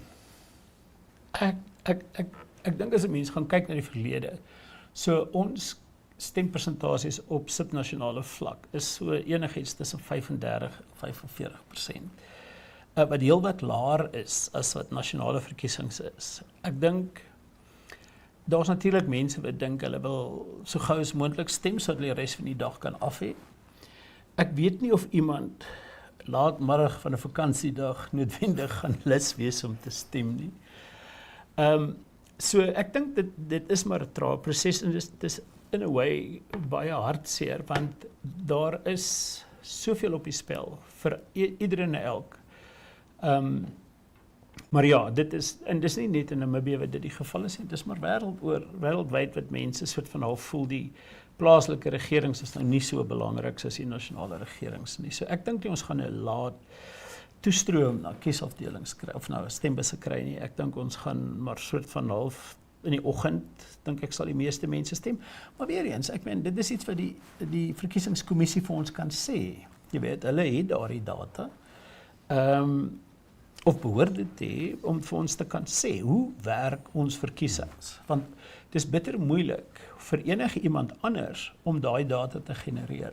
En ek dink dis goed wat ons kan help met beplanning, dis goed wat die partye kan help, ons kan mense motiveer, beter motiveer, ons kan sien wie daag wanneer op, jy weet wie daag nie op nie, al daai soort van vrae. So in 'n way dink ek ons hoef nie regtig waar elke verkiesing te probeer spekuleer wat behoort te gebeur of het gebeur nie. Hulle behoort vir ons die data te gee. En dit kan jy help om die demokrasie natuurlik te versterk. Ja, uiteindelik absoluut. So. Kom ons hoop ons kry dit in die toekoms. Ons wil gou gesels oor Windhoek, die hoofstad. Ek dink is 'n baie mooi voorbeeld van hoe 'n plaaslike owerheid deur uitslae eintlik lam gelê is. Ons het tye gehad wanneer jy weet daar die bestuurskomitee daar nie een was of hulle kon mekaar ook nie vind nie, hulle kon nie besluite neem nie. Kom ons loer gou nou aanlyn kan jy natuurlik gaan na elections.my.na elections.my.na en as jy die regte knoppies daarso druk dan kan jy al die uitslae gaan opkyk van vorige verkiesings en in Windhoek het dit vir SWAPO eintlik jy weet nogal sleg gegaan uiteindelik. Weet hulle het in die vorige jaar 2015 12 setels in die hoofstad gewen uit die 15 uit. Hulle het dit verminder maar na net 5 toe. En die IPC het 4 setels gewen, LPM en die AR beweging 2 elk en die PDM en NUDU 1 elk. Dis koalisiepolitiek. Hoekom is dit so moeilik? Wel, ek dink jy weet, as 'n mens gaan kyk landwyd, is die gemiddelde persentasie waarmee partye hulle setels gewen het, 24%. Dis nie 'n groot verskil tussen die grootste en die tweede grootste party nie. So dit help om daai punt te maak dat ons plaaslike regerings baie kompeterend is. Die probleem met koalisiepolitiek is, ons het geen geskiedenis daarvan nie. Ons het 'n geskiedenis waar 'n enkele party domineer en as gevolg daarvan kan doen en maak wat hulle wil. Dis 'n nuwe fase en as 'n mens gaan kyk na laas jaar se verkiesings, dan is ons nie baie ver van daardie vorm van politiek af op nasionale vlak ook. En 'n mens kan maar net oor die Gariep rivier kyk, oor hoe die Suid-Afrikaanse politieke partye net so stryd aan het met koalisiepolitiek. Dis heeltemal 'n ander dinamika, dis 'n ander stel vereistes, dis 'n ander stel strategieë wat jy moet hê. En ek dink die punt wat van ons vorige sprekers gemaak het rondom die gedurende verwisseling van burgemeesters maak dit natuurlik nog moeiliker om enige vorm van stabiliteit in hierdie koalisiepolitiek te maak waar jy weet die hele tyd daar onderhandeling is rondom partyposisies, partyalliansies, maar ook waar staan ons as 'n geheel. En ek dink 'n faktor wat natuurlik nog bydra tot dit is die feit dat ons streke basies 'n presidensiële aangewyste gouverneur het wat nog 'n vlak van verskillende belange in ons plaaslike politiek insit wat ek dink 'n mens hoor baie van hierdie partye wat kla dat die regering het te veel mag oor die sentrale regering, dat daar pogings is om hulle streeksautonomiteit, as mense dit so kan sien, van besluitneming te undermine en so aan. So ek dink daai faktore maak koalisiepolitiek net nog meer moeilik. Jy sê ons het nie 'n geskiedenis daarvan nie, is waarskynlik maar deel van ons geskiedenis ook, jy weet, dominante politiek was deel van apartheid, ek wil nou amper sê verdeel en heers, was ook aan die orde van die dag. Mens sien dat dieselfde wat toe gebeur het, eintlik filosofies interessante kwessie met die bevrydingsbewegings. Jy ken politiek en hoe die opleiding ook werk, jy weet, in vaardighede. Kan mens koalisiepolitiek aanleer? Of is dit 'n kuns wat jy nou maar of het of jy het hom nie? Nee, ek dink wat partye nodig het is baie streng, baie goeie, baie talentvolle, strategiese denkers wat in hierdie geval moet jy basiese analise maak van elkeen van die dorpe, elkeen van die streke, want elkeen van hulle gaan 'n ander dinamika hê, daar gaan ander partye by betrokke wees, maar ook ander stelle issues. So met jy die klemverskywing van lojaliteit na strategie, dink ek is 'n baie groot verskywing wat partye moet maak, en in party areas gaan hulle meer suksesvol wees as ander, maar dit is definitief, dink ek, dit vra vir 'n nuwe generasie politici, dit vra vir 'n nuwe generasie politieke denkers binne hierdie instellings om hulle situasies te kan manipuleer, of dan nou, jy weet, te kan bedryf op 'n manier wat die gewenste uitkoms het. Want elke keer as jy nie dit doen nie, loop jy die kans dat jy vervang gaan word. So partye behoort 'n belang te hê om te sê, hoe kan ons hier saamwerk sodat daar iets gebeur? Op plaaslike vlak is die probleme van munisipale rade of dorpsrade onmiddellik sigbaar. Die dag as jy nie water het nie, die dag is die paaie nie reg gemaak word nie, of jou vullis word nie verwyder nie. So daar's nie plek om weg te kruip nie. En dit behoort 'n uitdaging te wees wat partye moet aangryp. Want ek dink daar kan hulle 'n baie groot sukses maak as hulle dit reg doen, en bou jou ondervinding met hierdie nuwe vorm van politiek. En dit is natuurlik ook 'n belangrike manier vir mense om hulle politieke loopbane te begin, jy weet. So ek dink ons gaan sukkel, want ons is nie in daai mindset nie. Ek dink nie ons het op hierdie stadium binne die partye noodwendig die breinkrag om hierdie verskywing te fasiliteer nie. Maar dis ten minste 'n geleentheid as vir partye wat bereid is om daai pad te stap.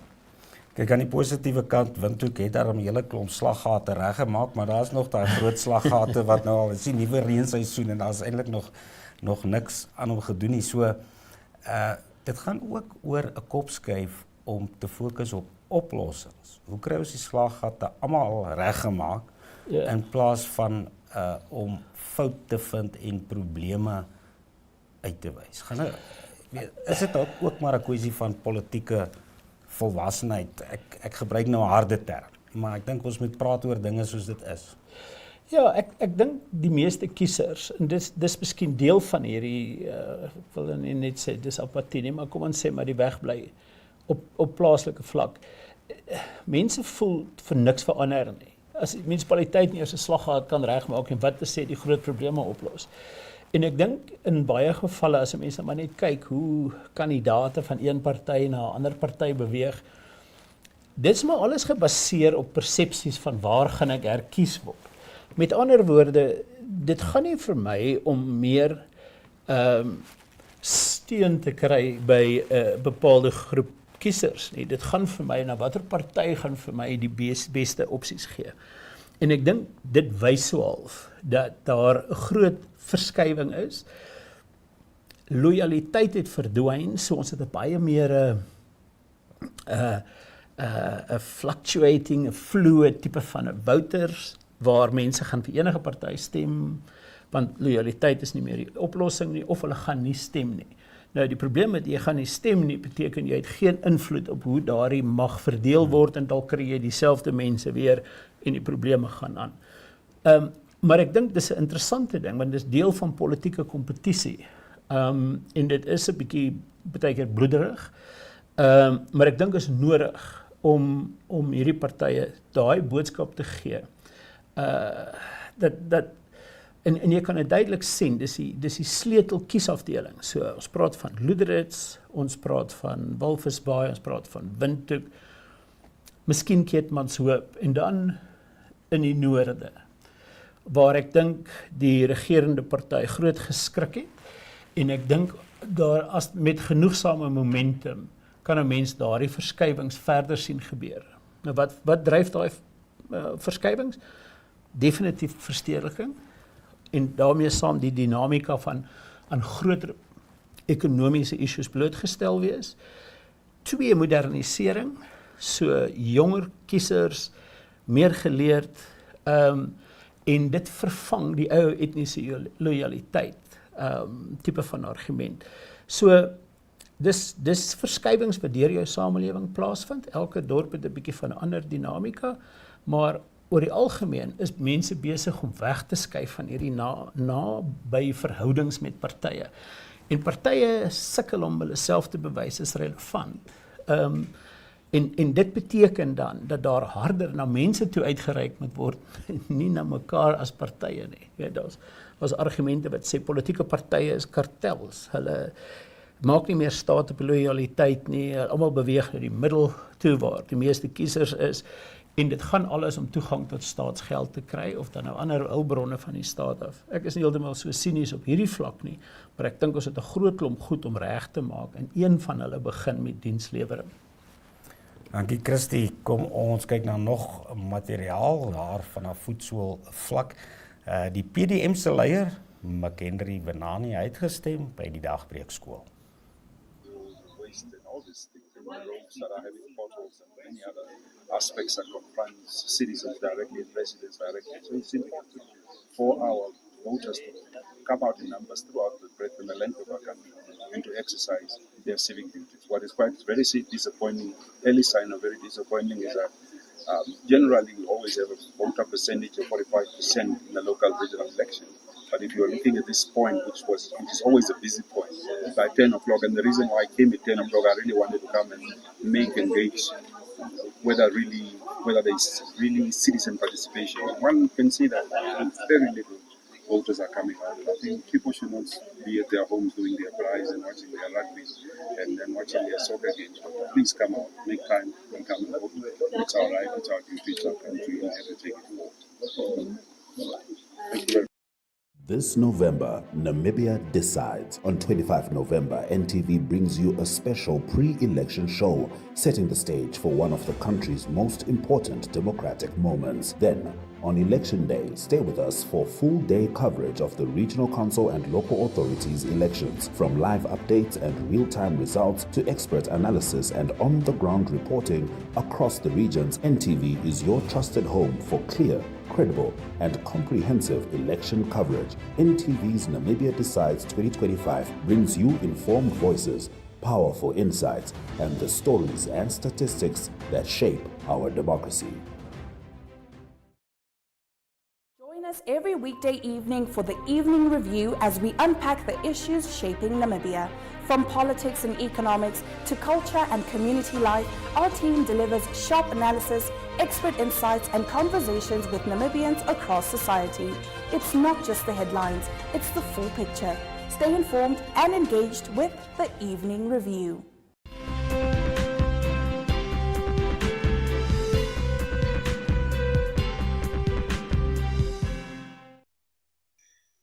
morning, everyone. My name is Caitlin Bierkes and I am a presiding at RPS Rehoboth Primary School. Okay. Tell us what time the first person come? They were here already at 6 o'clock, but we started helping them at 7 because that's when the polling stations open. Okay. Did you guys experience any difficulties, technical, other issues? No technical difficulties. We just had some voters that came with old voters cards, so we had to shift them over. That's all problems we had. That's all the problem.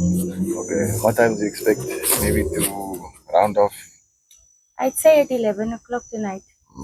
Then we'll be finished. Okay. Hopefully. Yeah, vinarang Joshua ya maiti na nunjo bayango. Ndiri ne manu mo doro pauta pie tumuno. Rine pamahoro ne ngaha. Atohora ngaha ne. Dete kutia o shua no shia mo mwalo munji la. Shia mo mwalo munji dete kutio o shauba kole la kutia. Mahoro muno oshima ya semana ya nari noho ni ndaharanga ndi na mberi ko maumbura tango noho inaska pana tango mano ndahala ya kale na tango noho ya sasho mahoro shima sa semana. It is each and every Namibian, eligible Namibian who has got a voter's card to be allowed to come and exercise their civic responsibility.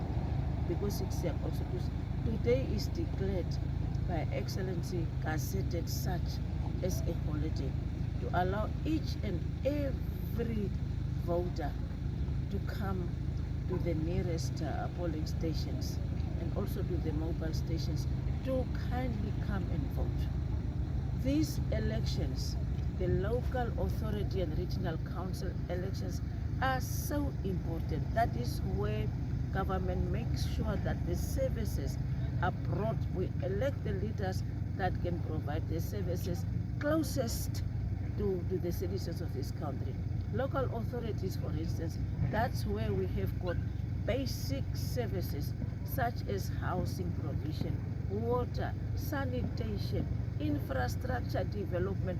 So therefore, I am really calling upon each and every Namibian who has registered in Erongo region in particular and in Namibia at large to kindly hurry, because the polling stations are enough, is sufficient.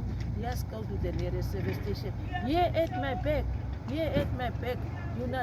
fellow Namibians, my residents of Swakopmund and Erongo region, here where you are interviewing me, you can see a crowd of Namibians here. I don't know whether they already have voted. I am calling upon you journalists, help me as a government. Let also the law enforcement help me just to find out if those Namibians who are working here, who are doing that construction work, have already been allowed to come and vote. If not, please let the governor know, and then I can inform the president of this country, because Namibians must be allowed. Today is declared SSSS, and I think the other businesses, I haven't seen any other outlets that are open. Businesses are closed, but I can see there are serious work done here at the back. Please find out for me what is happening there. And I want to know who are the owners, who are the managers of those companies, so that I can kindly go and remind them about the importance of voting for local authorities and regional councils. I thank you very much.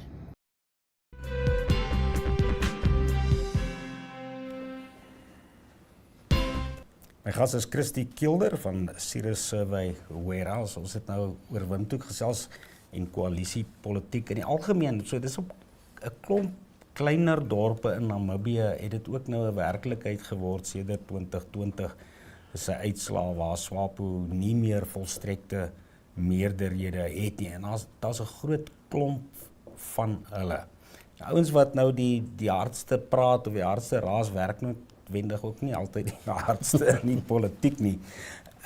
Maar ekonomiese kwessies kan 'n baie belangrike rol speel om partye bymekaar te bring om werklik, jy weet, oplossings te vind wat 'n verskil in mense se lewens maak. Mens dink nou maar weet aan die Suid-Afrikaanse of die Afrikaanse politiek uit die groot depressie daar en dies meer. Kry ons dalk nog nie swaar genoeg nie. Moet ons nog swaarder kry, en dit gaan nie goed met mense in Namibia nie, wil ek ook sê, moet ons nog swaarder kry voor politici makliker gaan saamwerk. Ek dink op nasionale vlak is baie ekonomiese aspekte is miskien 'n bietjie van 'n abstrakte idee vir mense. So om te verduidelik wat 'n afname in jou bruto nasionale produk per capita is dalk 'n moeiliker konsep om aan jou sak te voel. Maar ek dink munisipale dienste is baie maklik want dit raak jou elke dag. As jy die kraan oopdraai en daar's nie water nie of die water is vuil. Daai soort van dinge. So ek dink daar's 'n ander dinamika op plaaslike vlak en ek dink dit maak ook dat mense vir ander redes gaan stem of besluit om nie te stem nie. Nou, ek het voorheen die punt gemaak, ek dink daar's op 'n manier 'n verdieping van demokrasie op die plaaslike vlak, want ons sien byvoorbeeld dat daar 'n hele klomp rade is, streeks sowel as plaaslike rade, waar daar meer as 2 partye by betrokke is, by die regering van daai dorp. Ons sien ook dat in die verlede, in streeksverkiesings, in die sentraal noorde, die oppositiepartye nie eers die moeite gedoen om kandidate oral op te sit nie. Dis lankal nie meer die geval nie. Derde ding wat ek dink belangrik is, ons sien hierdie onafhanklike kandidate en organisasies, nie partypolitieke organisasies wat sê, ek wil ook my hoed in die ring gooi. Ek dink daardie dinge is belangrik en 'n mens moet partymal kyk na hierdie kleiner verskywings wat plaasvind. Ek dink wat munisipale verkiesings inhou vir nasionale partye is dat mense raak makliker geafronteer deur die gebrek aan dienslewering wat oorslaan na 'n algemene probleem vir die nasionale party of die party op nasionale vlak. Dit is nou nie die nasionale party hier noem nie. So partye behoort om te gee hoe dorpe geran word, want dit maak dit beïnvloed hoe mense oor hulle voel. En ek dink ons partypolitieke situasie op die oomblik is seker die swakste wat dit nog ooit was, of ten minste vandat ons surveys doen. Jy weet, daar's baie min mense wat nog naby aan 'n party voel. Stedelik is dit nog laer, onder jong mense is dit nog laer.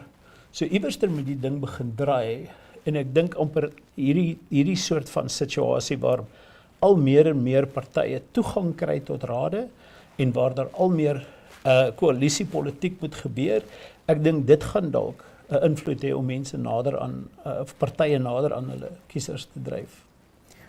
Werkloosheid byvoorbeeld, ek meen dit is een van die mees algemene probleme wat in Namibia ook dikwels bespreek word. So dit speel dit vandag 'n minder belangrike rol of 'n ou gaan stem of nie, want die plaaslike owerheid het nie veel eintlik magte om werk self te skep nie, maar alhoewel die regering en die plaaslike owerhede moet mos die ekonomiese omstandighede skep waarin die privaat sektor kan gedui sodat hulle kan werk skep. Ja. Ek dink so, ek weet nie hoeveel blame mense op hulle plaaslike regerings lê vir die gebrek aan werk in hulle stedelike of dan nou landelike gebiede nie. Maar wat 'n mens sien 'n groot kwessie is behuising. Want daar kan munisipaliteite 'n groot rol speel. Die bediening van erwe, die uitsit van nuwe erwe, die bekostigbaarheid van grond om op te bou, jou stadsbeplanning, daai soort van dinge is alles plaaslike vlak issues wat ek dink mense daagliks en dis moeilik om vir iemand te sê as hulle reeds moed opgegee het. Jy weet in arbeidsekonomie praat hulle van discouraged workers, mense wat vir 'n lang tyd werk soek, nooit werk kry nie en dan ophou om verder werk te soek. Hier wil ek dit amper noem discouraged voters, waar mense stem en niks verander nie, stem en niks verander nie, en stem en niks verander nie, en dan sê hulle ek is nou klaar, ek gaan nou nie meer stem nie. So ons verswak ons demokratiese stelsel as ons mense op daai vlak frustreer. En ek dink dit het nogal redelik, dis baie duidelik. Die stempersentasie was onderskeidelik 38 en 42% gewees in 2020, 5 jaar gelede. Is daar hoop dat ons die hoër syfers gaan sien rondom 50% of meer? Wat is jou gevoel? Ek dink nie so nie. Ek dink my soort van raaiskoot is hier rondom 45%. In die hoop dat sekere van die momentum van laas jaar se verkiesing sal oordra van daai energie. Maar ek weet byvoorbeeld ook daar's 'n groot klompie mense wat sê na laas jaar se fiasco in die rye en die lank staan en so aan, gaan ons hierdie jaar onsself nie weer aan blootstel nie. So dit gaan ook daai invloed hê. Ek sou sê ons gaan nie by 50% uitkom nie en ons gaan heel waarskynlik onder 50%, rondom 45-40% wees. Ons sal moet wag en kyk. Natuurlik 75% was die opkoms in verlede jaar se algemene verkiesings gewees. Tuemo Aidula, sy berig vir ons daar uit die verre noorde uit. Sy was die laaste keer, toe ek minstens self geweet het, was sy in Otapi. Tuemo, welcome to the broadcast. Where are you currently and what is your experience?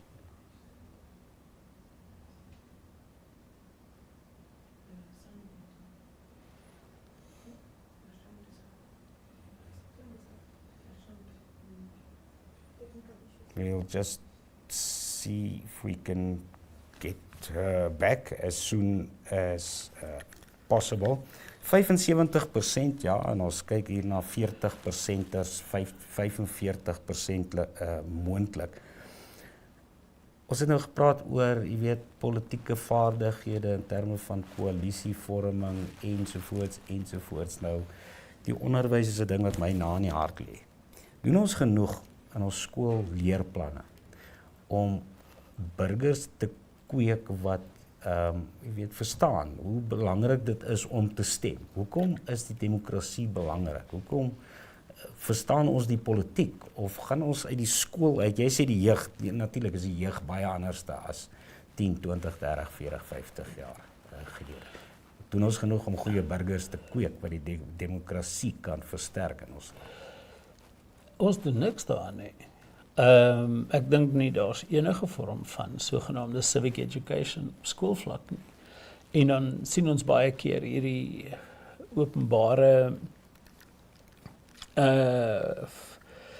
vlambare insidente rondom rasisme en hierdie soort van dinge. En ek dink dis maklik, of vir ons ouer generasie is dis moeilik om te dink hoe mense nie die verlede in ag kon neem wanneer hulle verstaan hoe hulle self moet gedra vandag nie. Maar die mense wat vandag gaan stem, het nie 'n ondervinding van ons generasie nie. En iewerster moet ons mense bepaalde goed leer. Ons leer niemand wat 18 jaar oud is en kan gaan stem, wat dit beteken om te stem. Ons gooi hulle daar uit en sê, okay, goed, nou as jy klaar met skool, jy moet nou optree soos 'n groot mens. Nou, maar hoe tree 'n groot mens nou op? Hoe word ek 'n behoorlike burger? Wat doen behoorlike burgers? Wat is aanvaarbaar in ons samelewing en wat is nie? En om deel te neem aan verkiesings en die verstaan van politiek is 'n groot gedeelte daarvan. En ek sê nie dis partypolitiek nie. Ek praat van die verstaan van hoe werk ons instellings. Wat is 'n streeksraad? Hoe werk die nasionale raad? Hoe werk die nasionale vergadering? Hoe werk die wetgewende proses? Waar pas ek in hierdie proses in? Want almal sê vir my dis belangrik, maar ek het nie 'n cook included werk nie. So ek is 'n baie groot voorstander van dat hierdie onderrig reeds op skool moet begin. En ek kom terug tot die verlaging van die stem ouderdom. Navorsing het bewys dat daar geen kognitiewe verskil is tussen 16 en 17-jariges en 18 en 20-jariges nie. Met ander woorde, kognitief is ons heeltemal op 16 al ryp genoeg om in verkiesings deel te neem. Die vraag is net, wat moet ons doen om wel vir mense te sê, gaan doen dit, gaan stem, want ons sê dit vir niemand nie. En as mense eers uit die skool uit is, het ons nie meer 'n kans om hulle by mekaar te kry nie.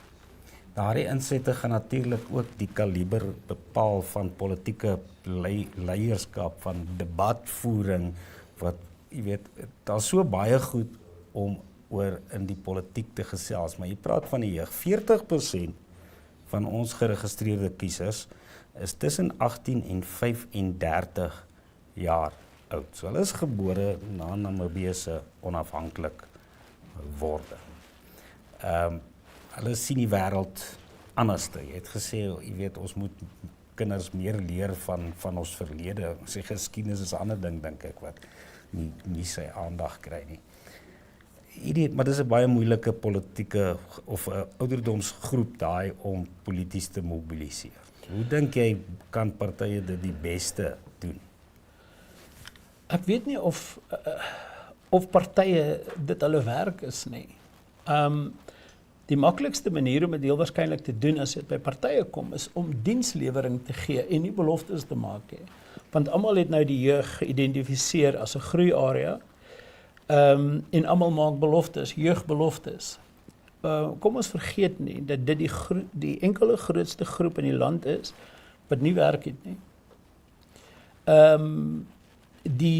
Die probleem is, as jy op 18 jaar die skool verlaat en jy sukkel om werk te kry, dan is daar hulle praat van wat hulle noem waithood, 'n transisie van kinderhood of childhood na adulthood.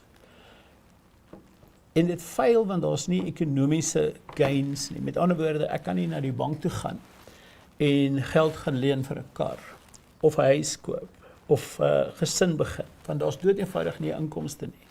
So hierdie groep mense se transisie in hulle ekonomiese produktiwiteit is totaal en al hang in die lug.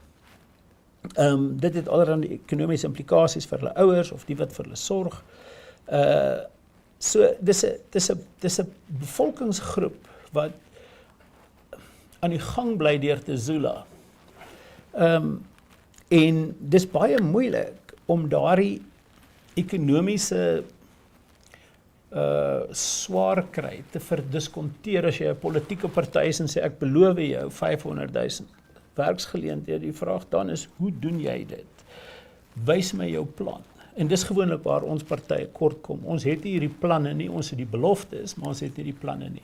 So ek dink die jeug, is nie vir my moeilik om te verstaan hoekom die jeug wegbly uit ons verkiesings uit meer so as enige ander groep. Tuyemo Aidula, sy is terug op die lig daar uit die noorde. Tuyemo, welcome to the broadcast. Tell us where you are and what is happening there. Very good morning to you right there in studio, and good morning to our viewers. I am here at Tandy Community Hall. The election process is going really, really well. And next to me is Tate Penda, David Hayter, and he will just be giving us a brief rundown of what happened this morning here at the Tandy polling station. Tate Hayter, over to you, please. Yes, thank you very much. My name is David Hayter. I'm a presiding officer for Tandy Community Hall. So we start up the election at 7 o'clock, and everything it went well. Yeah, the first voter cast exactly at 7 o'clock, and the turnout of people, of the voters, it went well. So I can say up to now, we almost have 200 and something voters who cast their votes, and we are still expecting more. Yes, we are. For now, I can just encourage the youth, at least, to make their move to a Tandy Community Hall so they can cast their vote, even the elders. Thank you. Thank you, Danny. As I have just arrived here at the Tandy Community Hall, I am coming from Otapi constituency and also in Otapi town. And there we have seen that the majority of the voters who are turning up are middle aged as well as older people. The youth perhaps will show up later in the afternoon. I am hoping that they do make use of this public holiday to make sure that they cast their votes. Also, right here next to me, I'm a very lucky lady today, is the councillor for Tsandi constituency, who is also about to go in and cast his vote. So let's just have a chat with him quickly. Councillor, thank you so much for joining us. A very good morning. Can you please speak to our viewers? Yeah, thank you very much again. I'm here at the Sandy Community Hall, and I thank my people in Evanico language because they understand they speaking Oshuambo. Ahoro yetu esukuri Afrika onena ngawanda pita na ngrawani na da horror anale mo senda yetu mo tsandi mo horror mo oseko yetu yachiko mo chipinge da horror na ngronda mananale ya ongene chandi talangane mo mdingolo komuka anu ai nyengenga chande denga ne naniko gandoki nanduko manako aushe anu ai nyenge irabu kapo mahala wo mahoro ya diete kutia anu enange uvo kolio yo mahoro nesimano yo mahogororo kutia ogapumbiwa mochiwana ye hogororo orionga ne uthembao ye mwene rio hogororo kweta pe pangero rio ye mwene ya onge antemo padulike ngandi sonkumo kutia ngiropona yamwe pamwe ipya kizira niro ngana kwaniswa openo maharaga mwerera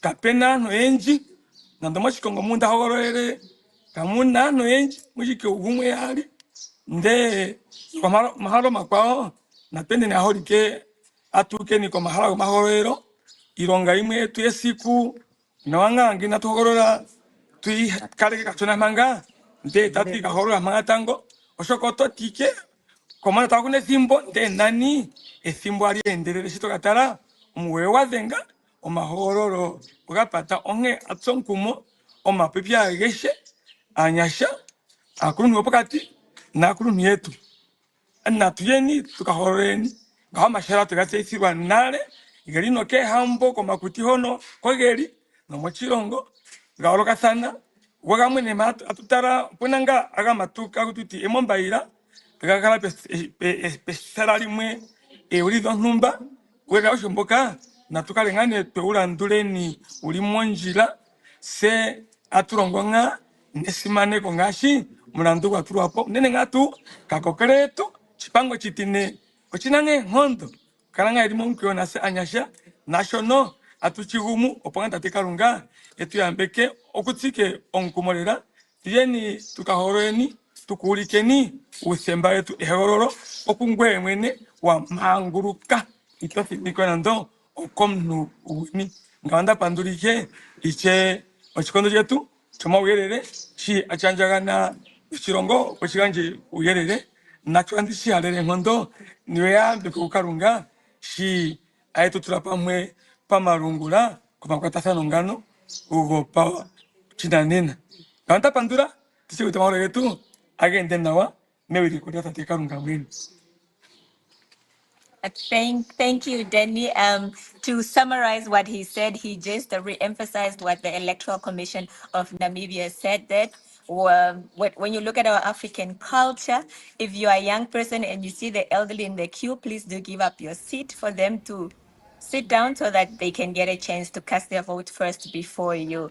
And he's also encouraging the young people to make sure that they please do come out and cast their vote before 9 o'clock because they might think there is still time. And he's saying most of the polling stations are currently empty. They should make use of this opportunity.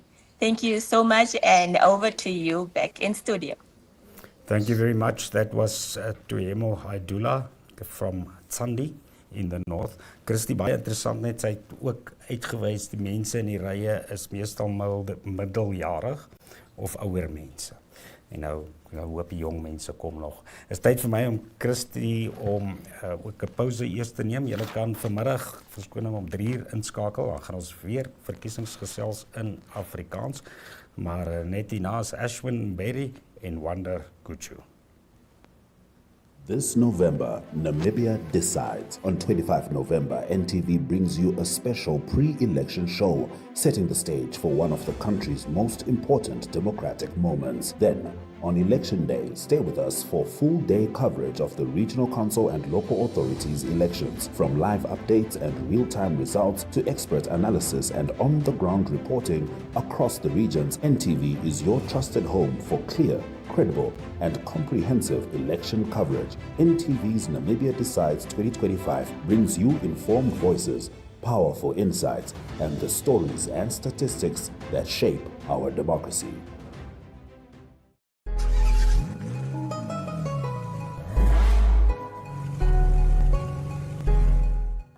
Are you curious as to what is driving the cars world? Well, we are bringing you into the world of cars. Tech, trends, road trips, and the stories behind the wheels. It's fun, it's fast, and it's full of surprises. This is your ultimate cars companion. You can catch My.NA Cars every Thursday at 9 p.m. with me, your favorite passenger princess, Diana Master, because it's not just about the ride, it's about the journey.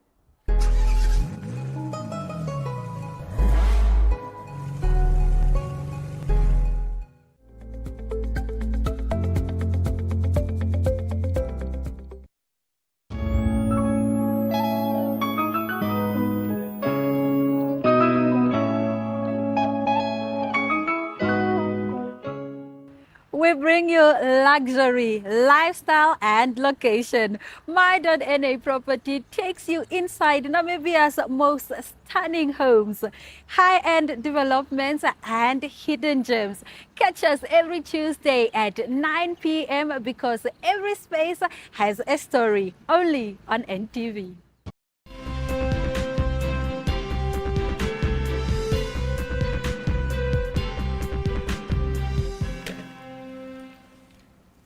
This is Election Watch. You've just been in the very capable hands and minds of Danny Boyson and Chrissy Kulda as they broke it down in one of Namibia's main languages, Afrikaans, and of course, making sure that you still get the English translation where you need it. I'm now joined by journalistic veteran, Mr. Wanda Guchu. How are you, Wanda? Good, I'm doing so well. Doing well. It's good to have you on the Election Watch desk. We have much to dissect. Wanda has been sifting through the numbers for quite a while now, and we've got a bit of an emphasis, especially with regards to independent candidates that we're going to delve into just after we get this update from Irene Marie van der Walt, who is in the Erongo region at the coast, and this is her update. Okay, as you can see, I think it's no secret behind me, the Swakopmund municipality, where in the training center there's a polling station. All is fine and well. They say they have had some issues with their tablets, but they have resolved that with the ECN's technical team. All's fine and well. They take about 6 minutes per voting cycle, that's per voter once they enter the door, and take in about 7 people, new people per voting cycle. So that's basically in the time that it takes one voter to vote, 7 new people are coming in. People in the front of the line say they've been waiting for about an hour. All seems fine and well. Everybody is calm at the Swakopmund Municipality's Training Centre polling station. Many thanks for the update from Irene Marie van der Walt, who is at the coast, and she will certainly be keeping us updated with regards to any developments throughout the day. Keeping in mind, that's our mandate today. We are all over the country in every region possible that we can be, and we are making sure that you get all the details that you need. And if you are not quite going to be able to follow the TV throughout, do follow our social media. Namibia Elections 2025 is the page on Facebook, elections.my.na. Do not forget that website, elections.my.na, for your statistics, particularly in the coming days when we'll be talking about results. Just now, Mr. Wanda Guchu is going to take us into the independent candidates and what that narrative is currently like. But we do know that the future belongs to the youth, and here they are talking about the democratic process in their own voices. Hi, my name is Bianca. Your daily life is shaped by local decisions. Show up, be counted, vote, because I will. Hi, my name is Montoya. Us as the youth, we can't expect for change if we're not showing up. I am voting. Are you voting?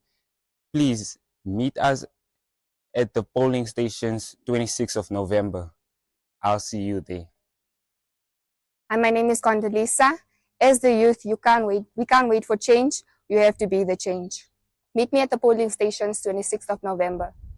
I am voting. Are you?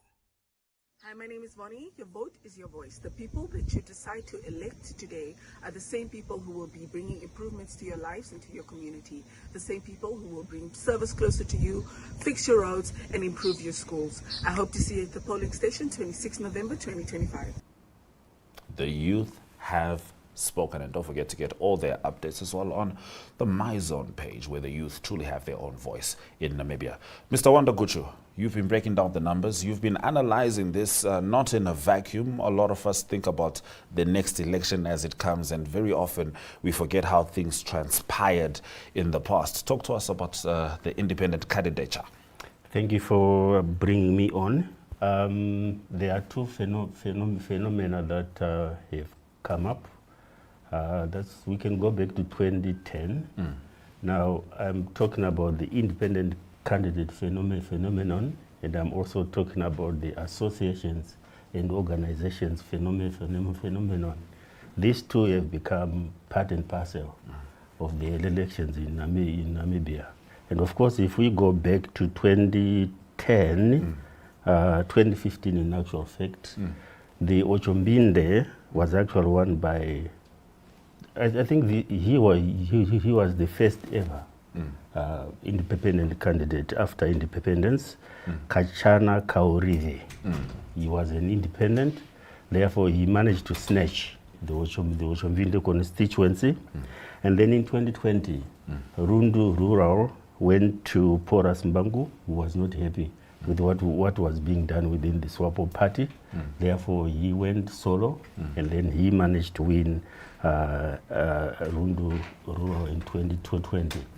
So this year, there are more than 50 independent candidates, and they are taking part in 67 constituencies. Now, one would then want to know, what does this mean? Right? If we look at the independent candidature that is coming up now, it's actually being driven by the unhappiness within the traditional parties. Now, if you feel that you were the right person to be chosen to represent the party, and if someone else is advanced by the party, then you become so unhappy, and the next thing that you can do is, I can do this on my own. That is what Mbangu did in 2020. And he was proven right, because then he snatched the Rundu rural constituency. And I mean, I guess what you know, that would reflect, because, you know, Tove and I were talking earlier about how these elections are really about service delivery. So it seems like the people had already attached themselves to his ethic. Yeah, even if people attach themselves to a single person's working ethics, but it doesn't come easy. It doesn't come easy, because you need a whole infrastructure or structure behind you to be pushing you, to be supporting you. Now, once you go independent, what that might mean is you are working on your own, right? So you may not have an office, you may not have people who will be running up and down for you, because by the end of the day, you also need funding, you see. So you can be there, yes, but most of the independent candidates who are running now, they also face issues. Definitely. So you might have what it takes to push for development, to represent people, but by the end of the day, is the support that you need. So if you don't have that support base, then it's not going to be easy. So what do you think really drove this number to hit 50 independent candidates in this particular election? Like, with the context of this election, what do you think that's in response to? Yeah. See, in 2019, the Dr. Itutula, when he came up as an independent candidate, he became second, right? So I think people saw exactly how he was performing. You know, there was this color where everybody else was about Dr. Itutula and all these other things. And from then on, I believe strongly that people then thought you can go independent and still you can come up to tops. And that was without considering or the backing that Dr. Itula has, which we can fair to say is substantive enough, at least for him to be able to pull that off. But people were just looking at the story. They were looking at someone who's run as an independent, the colorful figure who's just come up, someone who talks about the constitution, someone who can talk for an hour without stopping. But I think most people didn't realize that quite a number of people who were not happy with the political situation then, they thought they'd found someone who can go in for them. So he had this support base from people who were not happy, from people who never had any allegiance to any political party. Then they said maybe this is the person that we can back up. Is how significant is that group of people? Because it is a significant group of people who want to have a say in what's happening in the country, but they don't actually believe in one particular political party. How important is that vote for independent candidates? I think if we are talking about local authorities, that vote can sway the results. Because these are people who, most of them, they don't even vote, right? They have no choice. They can't choose. So if someone comes up and then says, this is what I stand for, then you have a large number of such people coming up. Then they have the sway. Yes. Right. They can actually decide. And by the end of the day, you end up with a hung council. Yes. Like what Hindu was. Yes, Tova was highlighting that as well. So these are the people, they are quiet, they are hidden, they are not active, but once they feel that they've got someone who speaks for them, or just someone who can be different, then they can go for the right person. I think that is what Dr. Itula presented then to the people, to say, I am the alternative voice, I am the alternative face. So you go for me, and then I can change the things. And that's how you know, everyone essentially followed that. We're looking at the visuals there. It's always good to see spaces which are usually utilized for other things, making sure that they too are part of national duty as individuals.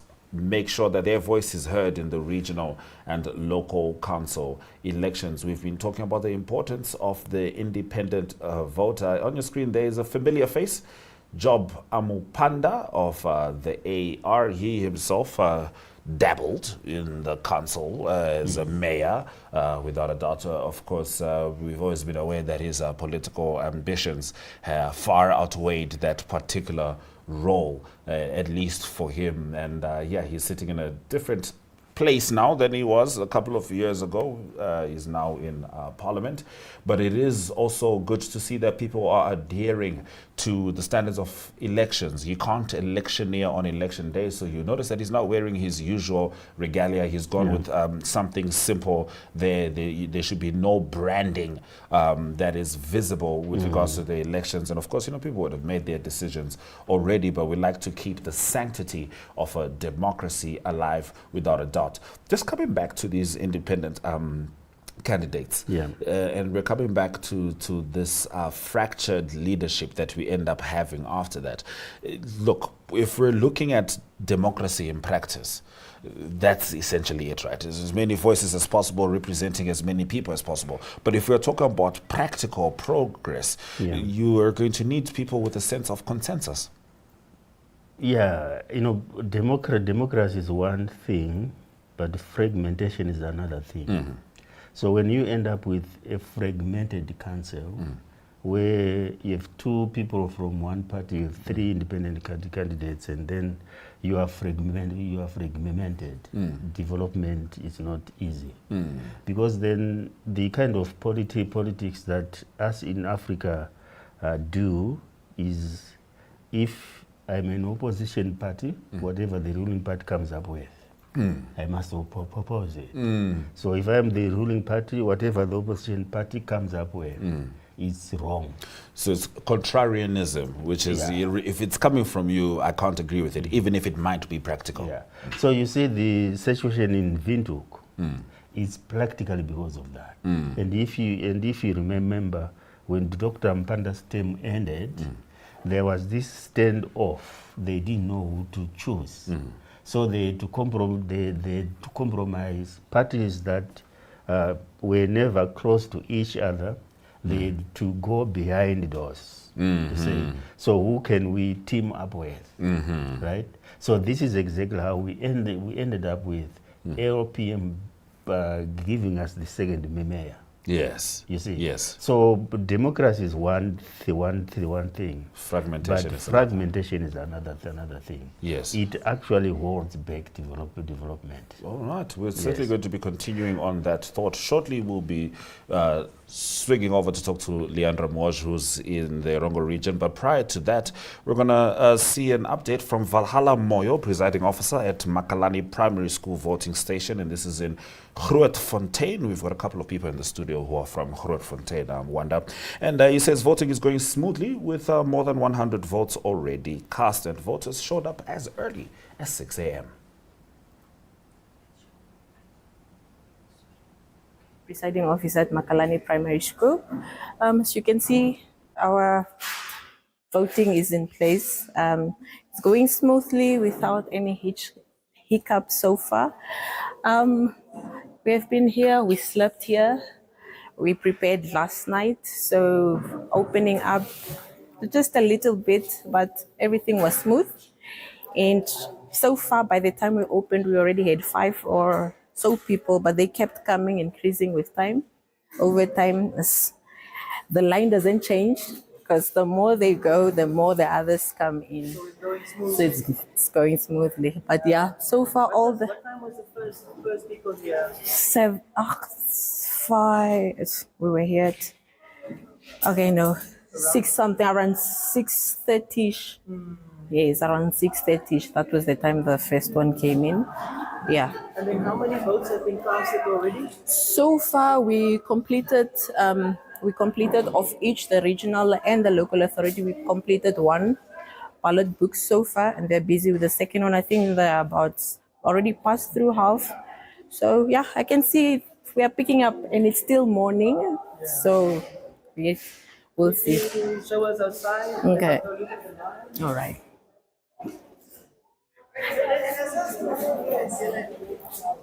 Ooh. Yo, guys. As you can see, it's very peaceful. It's very peaceful. There's not a lot of people in the queue, but yeah, it's composed. Yes. So yes. Any last thing to say, or thank you? We hope to get more voters to come in, and the day is still young, so we are waiting to see until the day ends how far. Yes. Thank you. Thank you. All right, from Grootfontein to the Rongo and Kunene regions, we are now joined by Leandra Moors. Leandra, how are you? How's it looking there? Hi, Ashwin. It's quite chilled here. Very, very chilled. I'm currently here at the Dadaina polling station, secondary school polling station. And as you can see at the back of me, there's no queue. You know, I actually expected a lot more people. We've been moving around throughout Wolfish Bay, especially in the town areas, but the voter turnout is quite low. But maybe I'm just being optimistic. Maybe the people went to do some shopping and then they'll be back a bit later. But you know, we're also clearly seeing the power of community here. So the people are on the WhatsApp groups, they're letting people know to say like, okay, here's only 10 people. We only spent like an hour waiting to cast our vote. And now the people are going from polling station to cast their votes.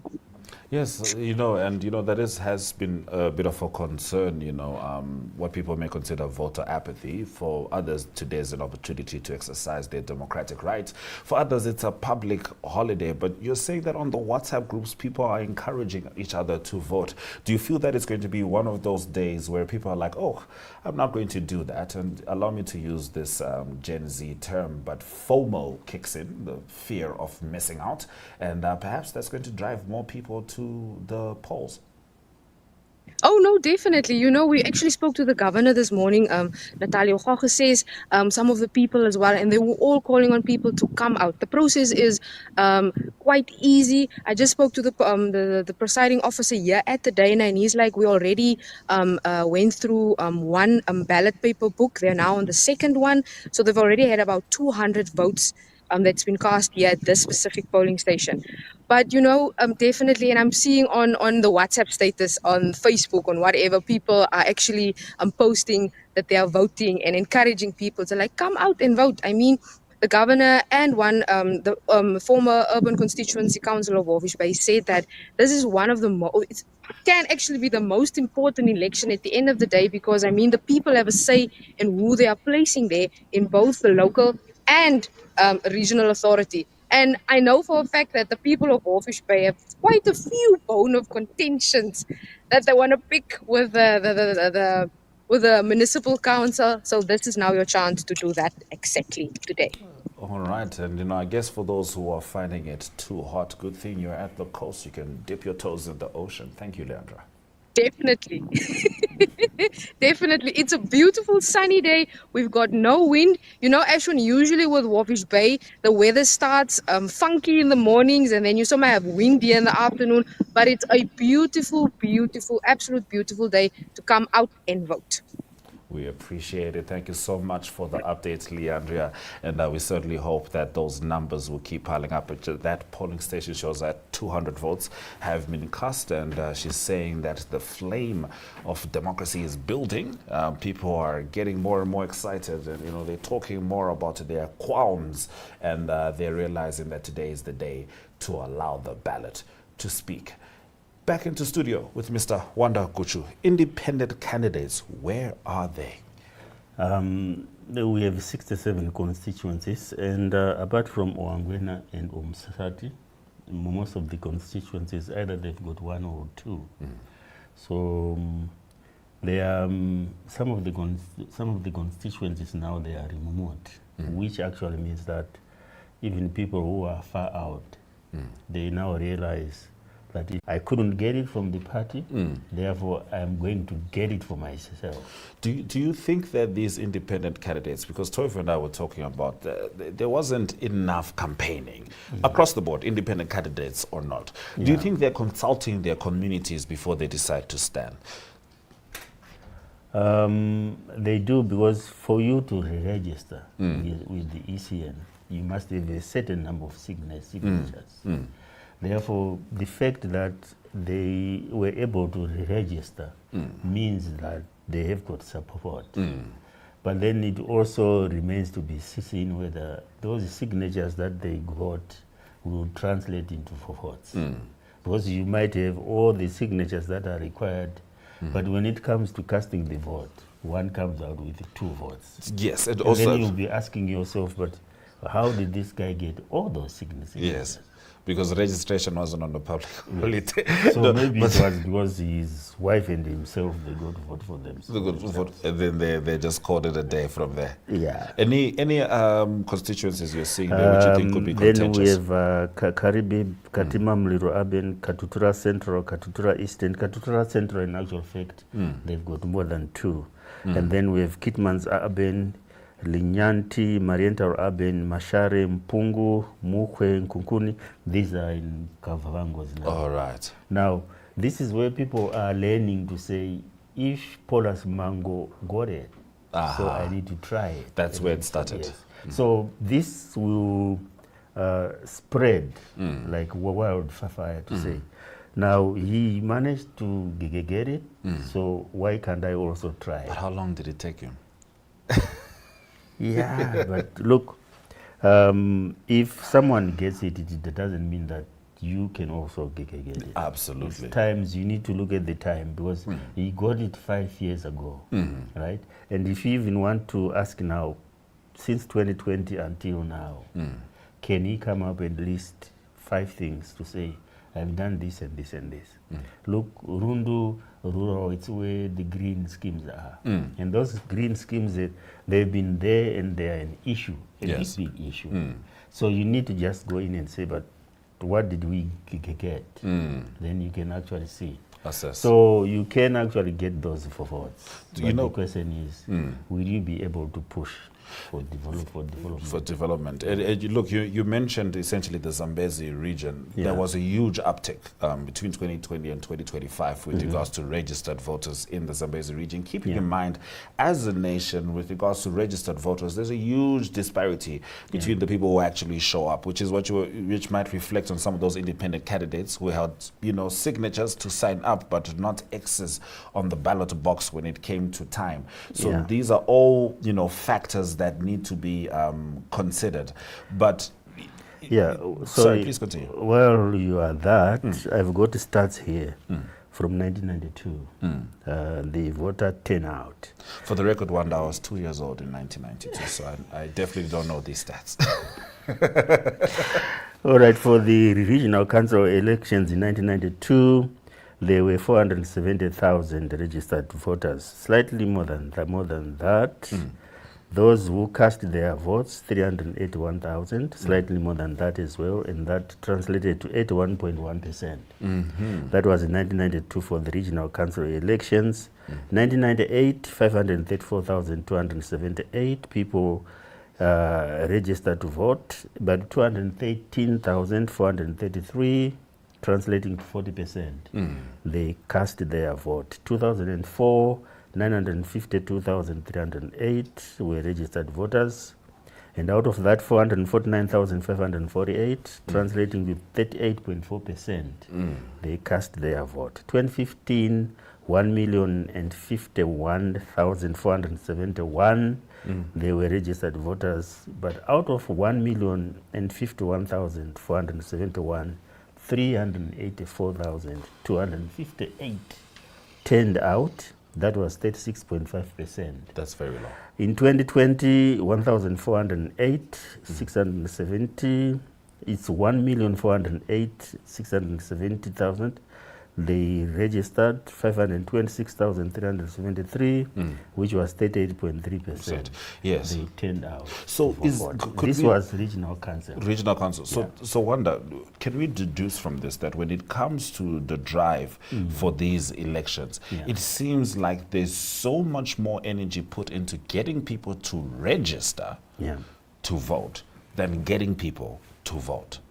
Because in each of those elections that you mentioned, there's a huge gap between getting people to register and getting people to vote, which begs the question that in Namibia, are we getting comfortable with the idea of democracy more than its actual practice? You see, the question of why. Why must I go and vote? Why? Is the question that comes up. And again, is the traditional belief that I belong to this party. So whatever this party does, or whatever this party doesn't do, still I'm going to vote. So this is where now the question of the youths coming in. Most of them, they start having all these questions. So if the why is not answered, then the question is, where must I go?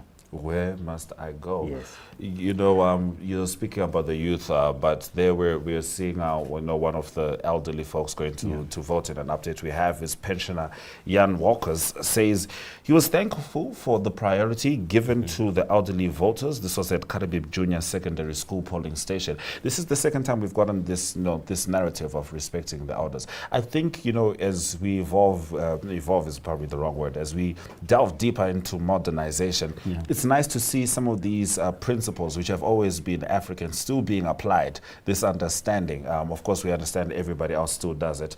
But he was satisfied with the process and he urged others to vote. And you're saying those who stay away, and this is very key, have no voice. Yeah, but let me touch on two things here.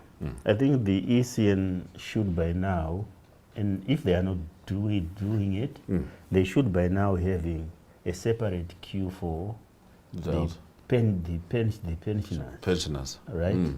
Because if you have got 10 pensioners coming and you have been in the queue since 7 o'clock or last night, you become so impatient. It doesn't matter how cultured you are. You have got 10 pensioners coming in at 11 o'clock, yes, and you are just the fourth person away. Yes. Then you become so impatient, whether you are cultured or not. So if the ECN by now is not creating a separate queue for those with physical disabilities, yes, and for pensioners, yes, then there is a danger of driving away the youth from the queue. All right. Yeah. All right. We just have some information that has just rolled in. There's going to be an update on polls opening and closing. This is going to be by Dr. Alsitingi Kembwa, who's the chairperson of the commission. That's going to be today at midday. That's going to be at 12th venue is going to be CERC in Windhoek. So I'll be very interested. I think we'll all be very interested to see what's going to be said there. Look, we look at the previous elections. Look, we've got Network Data Hub, and we are more than happy to show off that we are focused in that area. But because of Network Data Hub and our experienced journalists, in the previous election, we could already tell that not everyone would cast their ballots. This is mathematics. It's not electioneering. It's just mathematics. Yeah. We could tell. I'm not saying that that's going to be the case here, because we've seen how low the numbers have gone. Yeah. Any potential issues you think he may be raising with at 12 o'clock? Because so far, I mean, so good, and the numbers don't seem like they're high enough for us to warrant any extra hours. Yeah, but you'll be surprised though. But let me talk about last year's presidential and National Assembly elections. There were issues that cropped up, right? So there will still be issues, because I don't think that the ECN ever come up to say all the issues that we encountered last year, we are resolving them this way, or we have put these measures for those issues not to crop up again, right? So we had the issues of tablets heating up. We had a lot of issues of... Now, the other issue is that if someone rocks up at a polling station, they see a long queue that is not moving, they will say, I'll come back again. Yeah. And then they go back to drink or do whatever they want to do. And when they come back again, they'll see there's also the queue is still there. Yes. So I think what must be done then is, where there are long queues, something must be done to make sure that those queues start to moving fast. Yes, you know, just stay on that point, Wanda. We're going to go into a clip. Landers People's Movement President Bernard Swatboy, who we can admit has had a very busy last couple of weeks, says the voter turnout is disappointing but not surprising. Oor iets verkiesings wat voters nie regtig waarop kom nie. Daar lyk my is nie 'n verandering in terme van hoe die gemeenskappe sien wat die verkiesings behels om op te staan en te kom vote. Wat nie reg is nie. Maar die punt wat ons wil maak is dat terwyl die regerende party dink en die ECN dink dat mense nie moeg raak nie, dat mense nie sien nie. Mense sien eintlik wat gebeur. ECN het laas jaar tablette gebruik. Hulle het in die publiek vir ons almal gesê, die tablette het warm geraak, die tablette moes afgesit was. ECN gebruik weer eens dieselfde tablette. Want as jy hulle hof toe vat, dan weet jy, Shivute, Damasep en al die mense sal altyd die verkiesingskommissie se kant vat. So dieselfde foute wat laas jaar gemaak is al reeds hierdie jaar gemaak. Nou, mense vra vir hulle self, hoekom moet ons kom stem? Want die resultaat is al klaar gereed. Die resultaat is klaar gereed. ECN weet wie gaan wen waar. Hulle het klaar assign. Jy weet, wie gaan hoeveel setels kry, wie gaan wat kry, dit is klaar gedoen. Nog voor die stemming daar is ons ook al uitgesluit. So jy weet in Arnos, daar is nie 'n LPM wat op die papiere is nie. So die resultate is gereed. En mense hoor en mense volg hierdie dinge wat ons noem. Dis nie asof mense dom en dof is nie. Mense volg dit. En dan vra hulle vir hulle self, maar hoekom moet ons kom stem? Kyk hoe leeg is dit hier. Waar is die studente? En dis oral wat ons die verslae kry wat dit leeg is. So hierdie is alreeds 'n korrup. So, leader of the Landless People's Movement, Bernard Swatboy, who admittedly has had a busy couple of weeks, talking about the voter turnout, saying it's not surprising. To be very honest, I haven't heard him feel surprised about anything. But let's separate the figure from the figures. Voter turnout. Why are people generally expecting it to be low? Wanda?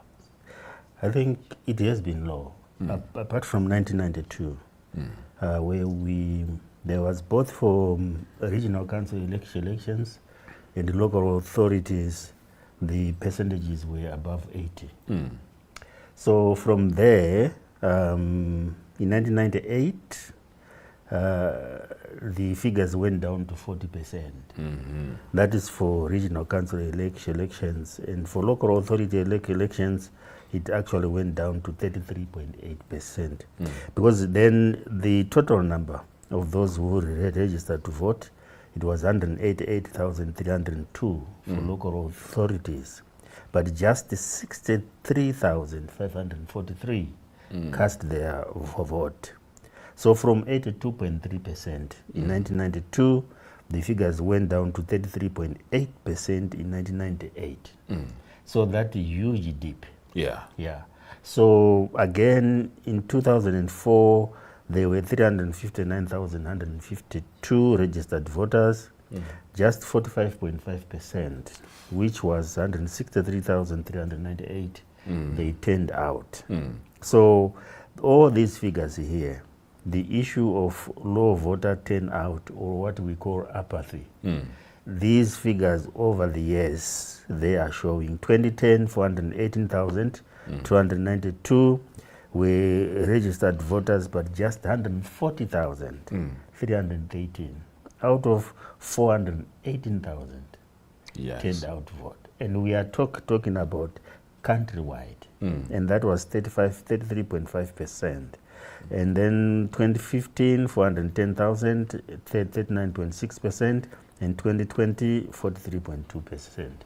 So the issue of apathy, it goes back to what do I get from this? What do I get? Well, some people what is in it for me? For me, I would want to believe that it could be worse this year because for the very first time, most local authorities had more opposition party members, and people are looking back and saying, "We have heard you guys, but what did you do for us?" What did you do for us? Now, some people are on the other side of that scale with regards to apathy, including Goab Justice Korweb of the Damaran community, together with his wife, who shared the importance of participating in these elections.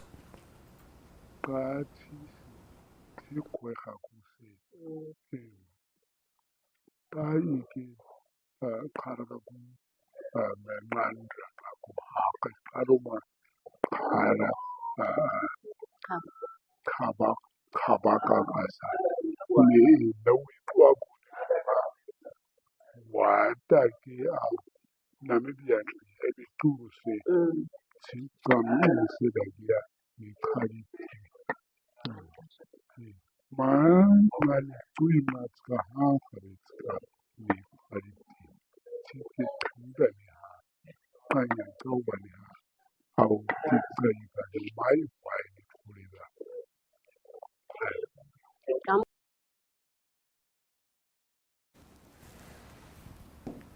Strong messages from the elderly there, making sure that people remember the importance of such a day. Staying on that theme, Charles Otto Uirab of the Gaub community, Swatboy, traditional authority, cast his vote at Franz Frederick Primary School in Fransfontein, and he urged young people to come out to vote. Pengwas. Wan Namibia king angka sabeto. Tidak ke kauda. Charles Odom irada. Mang Arab irama dikuyan ansada. Sarbun hawnasip kai Christine hawasip di kauda. deske running aus aba husa wada an sedage ne koga harisi tin asi muinde unha oige kaisang o aisa ma gugubero Namibia hina an hui kai ti khwamai sen ha kai hui khasis aroma main aroma ge ain khan neche kaima basen huisna sa de hui dige ma gugubero hui awi huai ma ain kanu barama I chinang min kwi di chi kai guis an hui bai ko ka sai I kha arebe se kai guisa min ka basen hui awiya amaka chi ngorasa se hui bai go khoi kha wan haru chi kom sin hinai uwa ngorasa se di bai mai hoi mai ko kansai mi basa kama ga gian kan hasa ma ku baro kansai huai de chekam uya ko se is in de ding hui ding ani sa odagira thau khaidu a ko do khaidu wadi le ba franing aus ai faram dinga uban haba khumi khaima thidani hui khaisa wan hang hasa amaka kosa se dage hamsi barat thau khai idung saduan aristik kai to yaw amaga idu sadudi haning ai nani diese hunna didi in huis narang se wa arugu kha timi amngai amaga kaima wasa se tui si bina do ha na thi kaima basen thi ha thoi tiguda generami tikai kan stiram.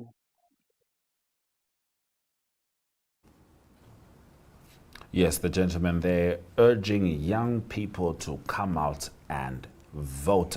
And at some point, we're going to delve quite deep into the apathy and see how much we can attribute to the ECN. But for now, let's talk about the association's participation by region. And Wanda, I am pretty clear on the fact that a lot of people did not even know that associations could contest. All right, so it goes back to the 1992 Act that it was a way of saying, let us just have this democratic practice where we involve everyone else. So that's exactly when the associations and organizations, that's when they came through. But the only organization it was the AR movement. You remember that they contested in 2020. It was the Swakopmund, if I'm not mistaken, that contested. And then we also had the Vinduk one, the Commerce one, contesting. So that was the formation or the transformation of the AR movement into a political party.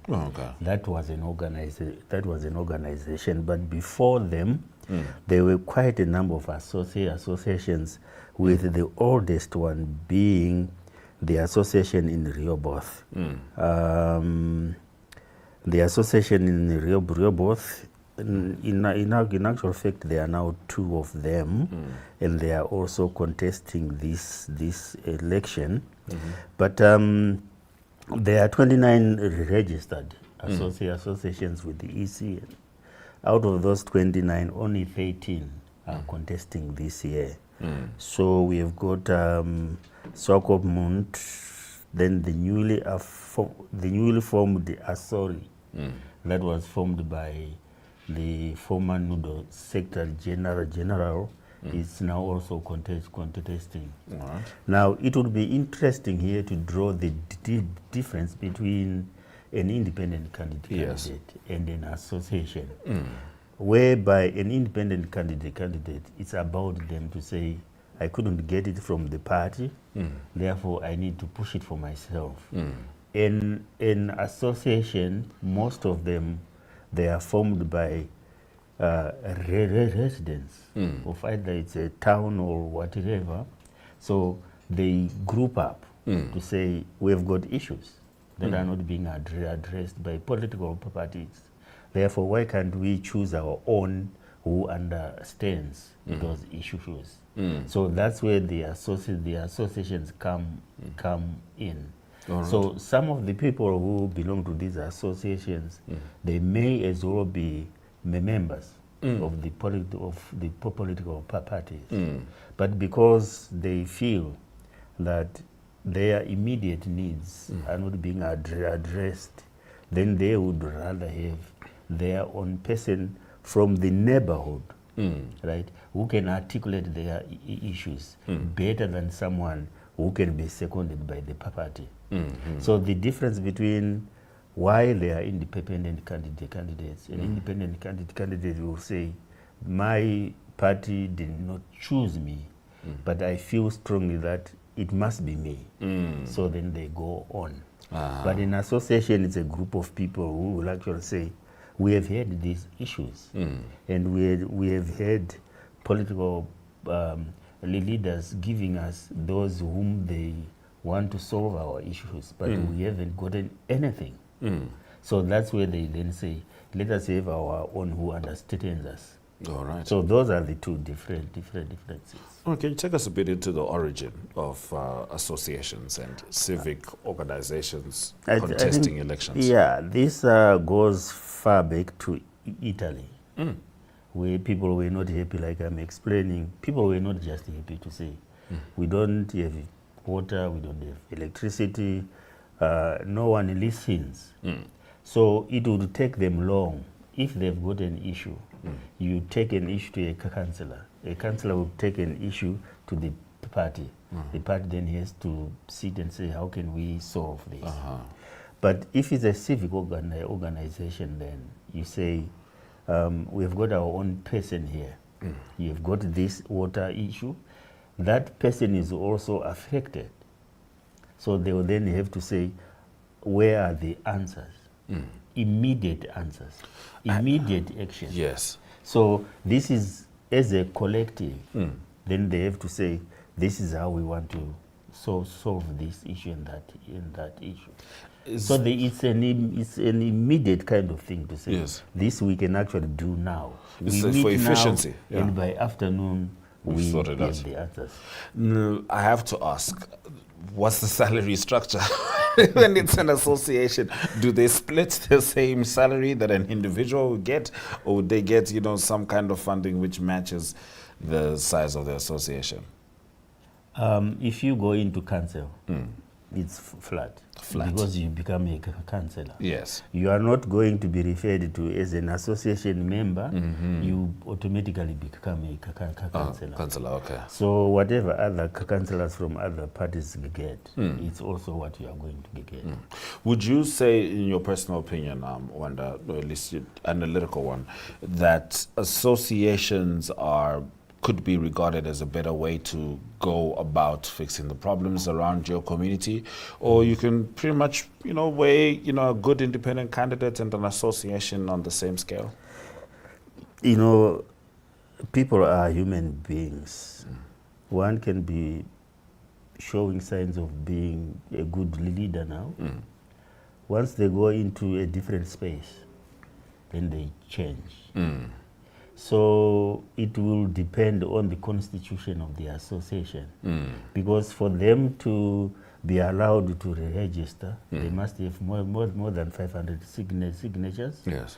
Then they must present a constitution to EC and to say, this is who we are. But as to whether they are better or they are not better, people are human beings. Changes come. Changes come. Politics changes people. Leadership changes people. Absolutely. Money changes people. Yes. So I'm not sure, because I would also want to see those associations that have been there before. What exactly have they done? What have they achieved? It would be interesting to find out exactly if they achieved anything, or the issues that set with people before, these associations came on, those issues are still there. My goodness. They have escalated. So it will be interesting to get someone who can come and explain. Okay. But I am from this association. This is what we've done for the people. Because all the other times, all the issues that were there, they are still there.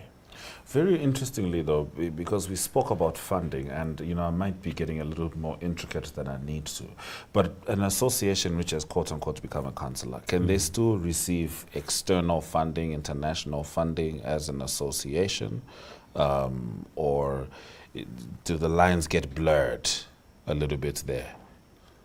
But by law here, any political party, whether it's an organization that is into politics, but I need to be corrected there. If they receive any external funding, they have to declare it. That much I'm aware. Yes, they have to declare that funding. Yes. But associations, in Europe, for example, people have put together money. We have got an issue of this issue and that issue where they can't get funding. Then as an organization and association that is membership driven, then they can come up and say, but why can't we just pool resources together? Yes. Then we can sort out these issues. All right. Because there are issues that they can never be sorted out without my money. And that's a lot of issues. Around and then saying, but there's no money coming from central government. So what exactly do we do? Exactly.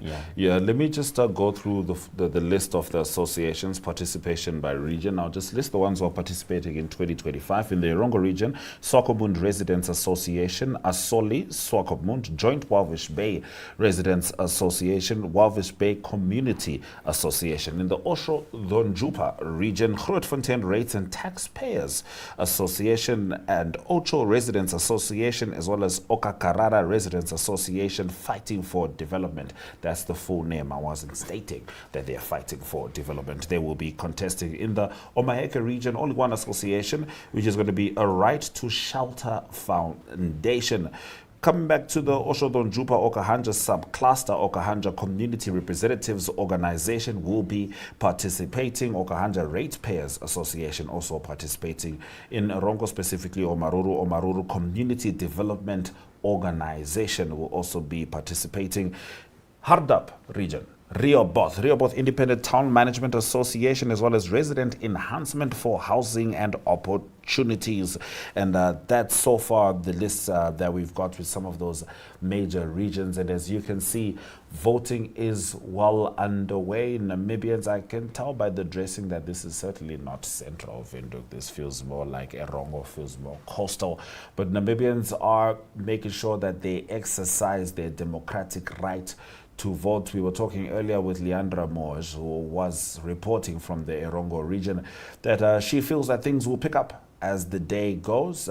Some people may have been apathetic at the beginning of the day, but as information flows, perhaps by checking out elections.my.na and Namibia Elections 2025 on Facebook, people will be filing up a whole lot more, keeping in mind that there's going to be an important update at midday, exactly at 12 o'clock. This is going to be from the Electoral Commission of Namibia. We won't be live at that time. We'll be back at 2 p.m. with updates from there. However, do make sure you check out our social media pages for on-the-beat updates with regards to what the Election Commission of Namibia would like to announce at midday. So make sure you follow right now, Namibia Elections 2025 on Facebook. Follow that page so that you do not miss a single step of the information.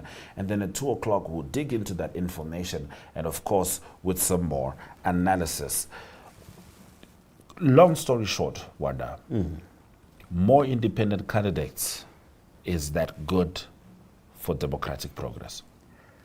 Theory. In theory. Yeah. In theory, it's good. It is good. Now, if you are going to have 10 independent candidates becoming councillors for one local authority, what it would mean is that they have to go into coalitions, right? Because for you to push an agenda, for you to move a motion, for you to bring that change, you can't be a lone voice. No. You might have gone there as an independent candidate, but by the end of the day, whatever is going to be done, whatever is going to be achieved, you need to work as a cluster. Yes. That is exactly when they have to blur the lines, right? They forget to say they came through that independent candidate venue. They need to go into coalitions. So essentially it becomes a nation-first agenda. And coalitions are not an easy thing. No, they are not. Yes. Because that ego we spoke about has to be left at the door, and progress has to be at the forefront. So what is at stake here is if you don't get people who understand, then it's trouble throughout. It's trouble you need throughout. to have leaders who will say, whatever the differences that are between us, but for the people, this is what we want to do. All right, thank you very much, Wanda. We'll certainly be back at 2 p.m. Toivo and myself will take it up for now to enjoy some NTV programming. This is Election Watch 2025, hashtag Namibia Decides 2025, as we keep you informed whilst Namibians exercise their right to vote. Democracy thrives through participation, and we all want a thriving democracy, don't we? Let's all contribute to a thriving democracy by being active participants and voting in the upcoming regional council and local authority elections on 26 November 2025. Let's play our part. Get involved. Put your voice in the box.